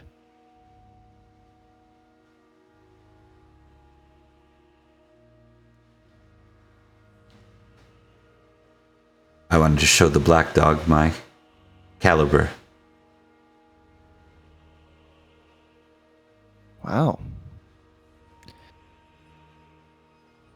I'd certainly say that unhorsing 2 of my finest men and doing as you have such certainly impressed them enough to bring you to me instead of kill you outright.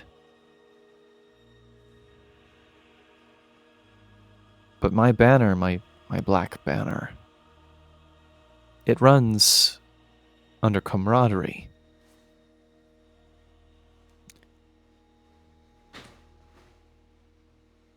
You've proven your skill, lad. You've proven you've gotten the killer instinct. But it's up to my men whether or not you'll fight with us. Is that what you want, Brian?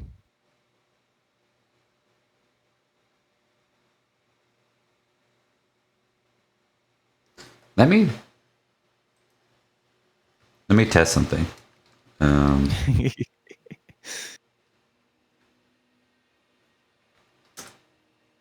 Oh, so close. He like looks at you, and there's a look like you see that almost like is that?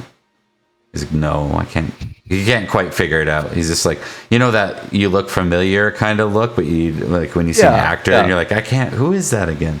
It's that sort of look, but he just shakes his head and he says, I do. Why?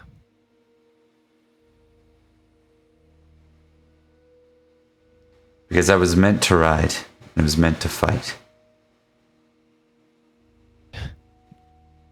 You can find that many places, lad. Why the black dog?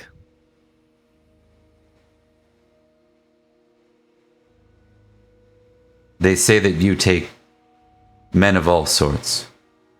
Knights, sergeants, esquires, common folk. I'm not a knight, and I never will be.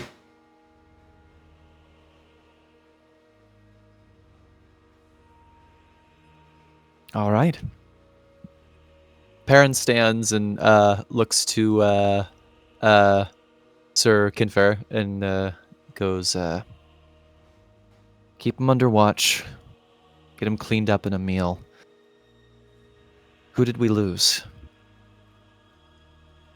Sorry, I just want to clarify because Kinfrey is the first guy, the older dude that ran in.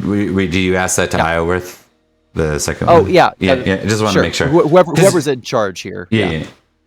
So Iorwerth will be, well, Nod actually didn't give this other one a name, so let's pick it. Llewellyn. Llewellyn. And he was cruel, energetic, feared creatures, and okay at battle. Yeah. Yep. Sounds like someone you can lose. And same region would be South County. Actually, it'd be the Midlands. What are your thoughts? What are your thoughts, Iorwerth? He killed one of our men, but he certainly got the skill to back it up, and the passion. Would you ride with him?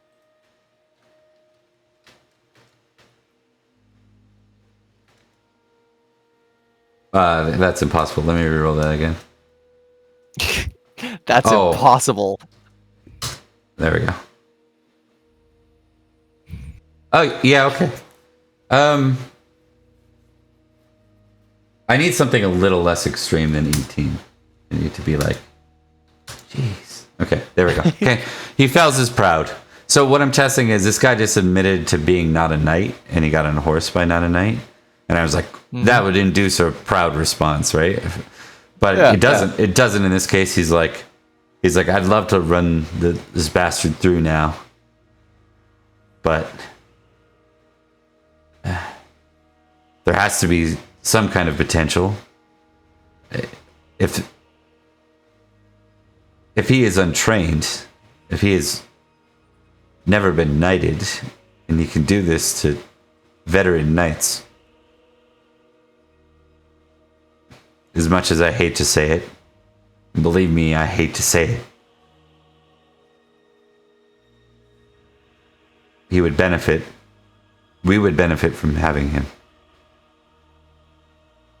I've not seen someone ride and lance like he did. Pull aside some funds for anyone who was close to Yulon. I want to make sure that if he had family, they're compensated. In the meantime, Brian, we're going to make sure you're cleaned up and you get some food. We'll start with there and not anything more. Of course. As if a couple of guys come to get him, he has one more thing he wants to say to Iowin here. Yeah. Or Iowith. Yeah. I know why the boy is so... He may not have been knighted, but I assure you that he got very fine training. He was once squire to a knight by the name of Sir Jaren. I'm sure you've heard of him. I'm just gonna test something. This is a very specific test. Okay, and then one more. Okay, all right. You know what? Kinfree is in earshot though. I'm gonna see what he. Okay. There you go.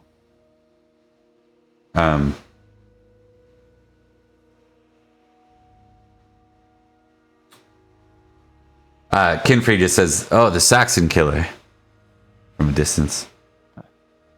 Aye. A mighty fine Saxon killer he was. Seems Brian picked up a little of what he knew. Keep an eye on him. But make sure he's treated well by whoever's close. I don't want any of the men thinking vengefully. Understood.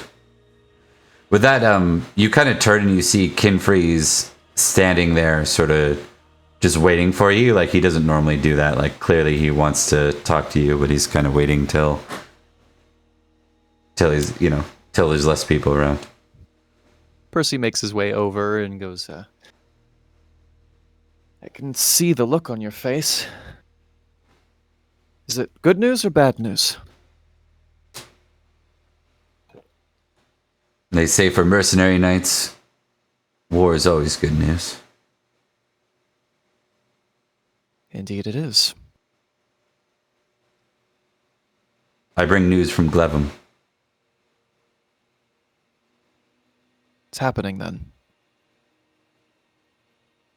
No, not as originally thought. It's a bit more... It's a bit bigger than that, sir.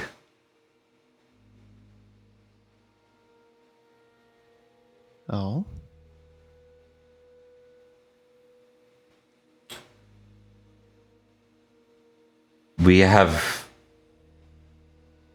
There's been much news from Gales.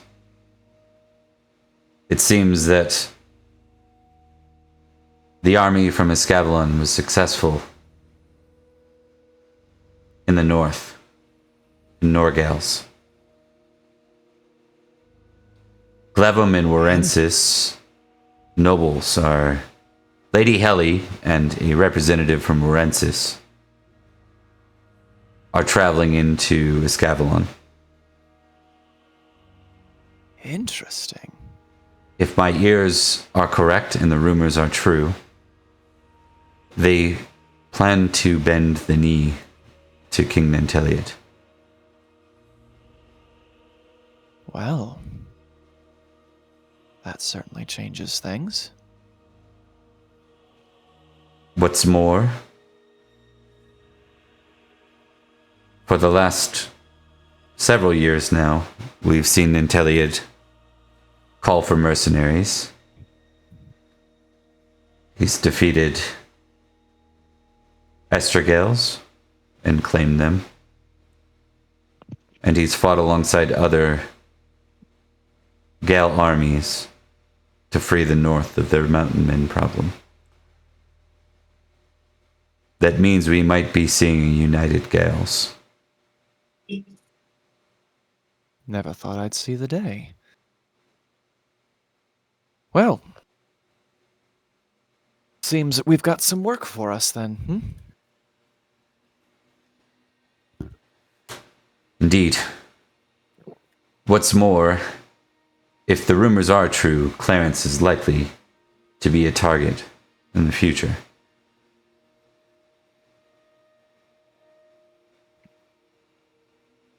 Well, if that be the case, I'd say we're in a rather advantageous position for Nanteleod.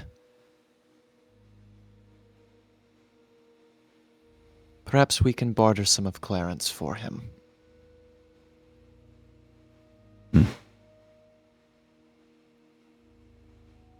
All right. And anything else you want to do with that, Liam? I'm all set. Okay. Okay. What I picture too in this hill fort is like you're establishing temporary structures that will allow you to one. No one cares that much about temporary structures. If you're building a castle, that might hit radars a little bit more. Otherwise, it's like, oh, a mercenary unit holding an old hill fort. Pick a number, you know. Like, Yeah. But if you erected an actual site, then you'd be like a lord, and that would be a threat to them. So, Yeah. okay, we'll go to Edrich next. Hello, that's me. I'm Edrich. Okay, you're summoned to Sarum. Edrich will answer the summons. It's been a good winter? Yeah, 18. It was decent, and more importantly, yeah, you had a really good winter in your lands. Yeah. Yeah. There have been way worse winters hitting the Winterbourne Stoke family, and we're doing okay now. Very true. That is very true. Okay. So you end up meeting with Lady Ellen. Indeed. My lady. She nods to you.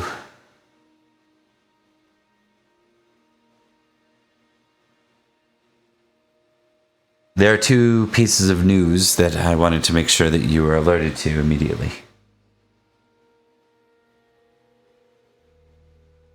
I see.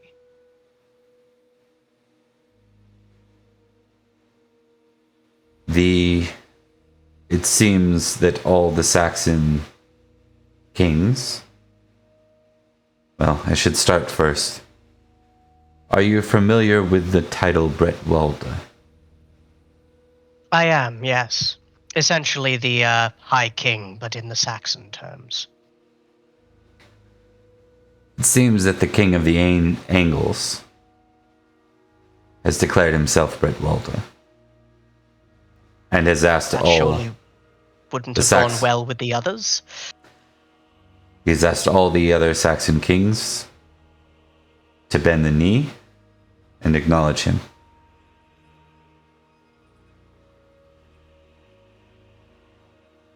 There's news that each of the Saxon kings has called for mercenaries. That includes Wessex.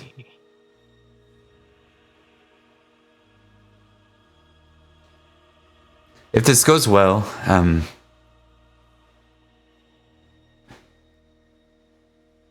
perhaps this is a war amongst the Saxons, something that will weaken each of them. That is what we hope. Let us hope that the reason Wessex calls for mercenaries is to participate in the war for Britwalda and not to turn their eyes at us. Indeed so. We have prepared for an assault, but should they strike at us, particularly while we are distracted, we will have to hold one theatre of war to contend to another closer to home. This is interesting news. I cannot say where the loyalties of each of the Aethelings might lie, but one way or the other, infighting is good for us. Unification under one Bratwalda and an influx of attackers. That would also be good for us, but in different ways, as long as we can play our cards well. Test battle for me real quick, Edrich. Absolutely.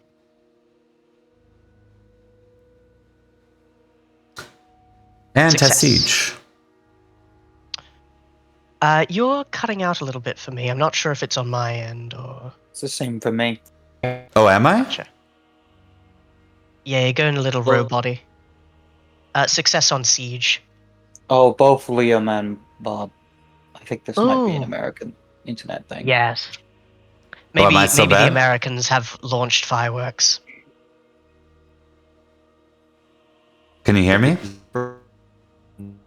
A little. It's robot-y.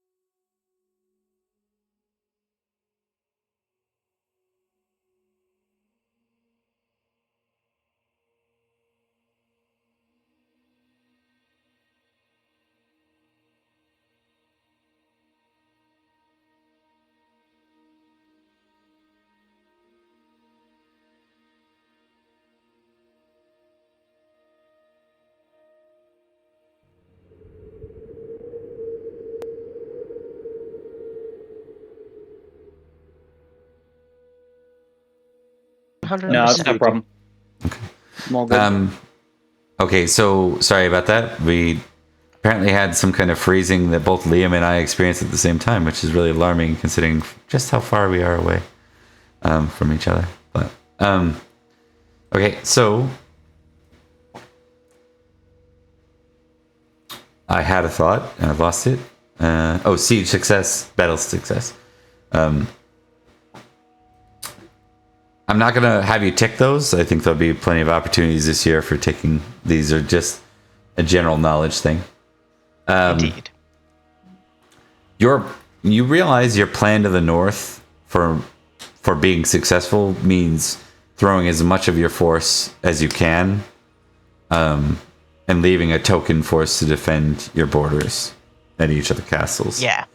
Now, if there's a threat of Wessex actually marching your way, the question is, just how token of a force do you plan to provide? Am I going robot-y again? A little bit robot-y. Yeah, because I noticed Liam's freezing for me. Yeah. We're going to BRB again one more time.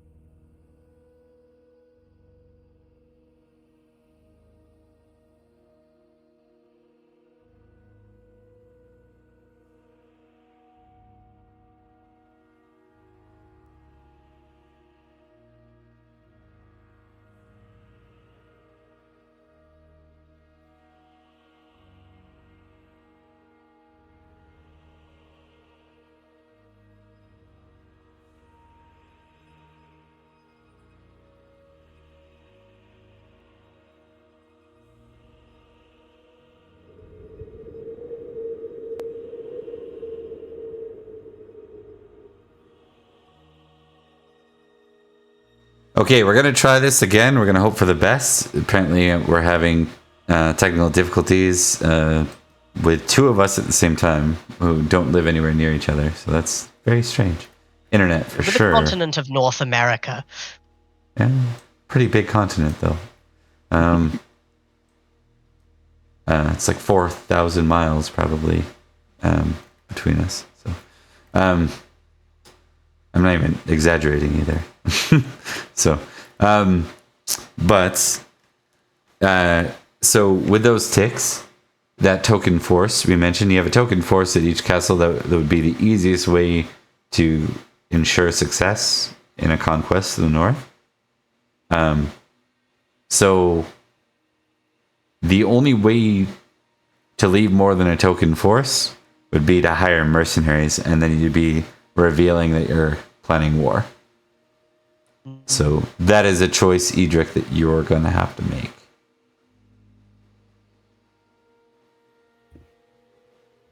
I say secrecy in this case. It's like the prisoner's dilemma. If we keep the element of surprise, we might be able to hit Gentian, but they're probably expecting a counterattack because we would be. And if we don't have anything more than a token force, and they do attack, they're just going to smack us. But hiring mercenaries is probably one of the better plays we've got. And I've got a purse for the marshaldom specifically for doing martial duties, worth about 300 librum.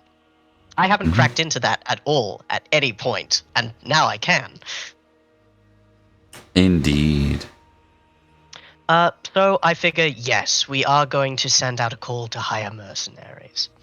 But if we can get a diplomatic... Sorry, let's go back to in character.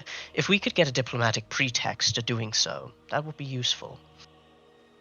Gentian doesn't have to know that we're doing it for that, and indeed, if we make a public announcement of some description, that would mean that Wessex wouldn't think that we were going to war with them.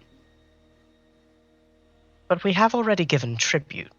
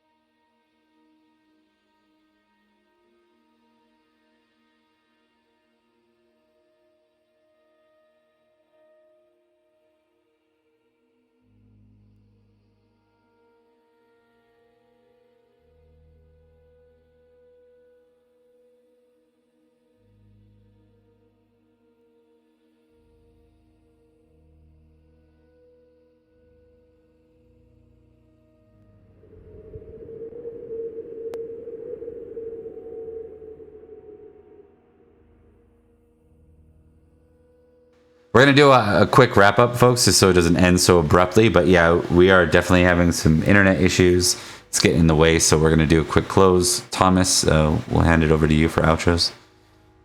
My name's Thomas. I've been playing Sir Edrich of Winterbourne, Stoke, Marshal of Salisbury. Let's see how the war goes. That's me. Mark. Hello, I'm Mark, aka The Catch Meow. I do a bunch of other things, such as a vampire game that I'm advertising and will be coming out soon. By the way, we have a Discord. Come join it. Lots of fun things on there, such as other games, other such things. Notifications whenever we go live. Join us there. I have been Sir Florence, betraying Idmiston. Right? Awesome. And we'll go to Liam next, if you can hear us. Hi, everybody. I'm Liam. I played Sir Perin and Sir Virgil of Durnford, and I'm finally getting war. I'm getting war. War. Yep, war is coming. All right, guys. What is it good for? Yep. And there's lots of it happening. So if you're interested, I'm Bob. We run 3 different Pendragon games tonight, Tuesday in Summerland, and Friday in Escavalon, and we've talked about all those places in this session. So things are colliding. It's fun. It'll be a good time. Thanks for watching. I'm not going to bother to raid out tonight because I'm not sure my internet will stay up to do it. So talk to you next time. Take care. Thank you so much for watching. Hey. Farewell.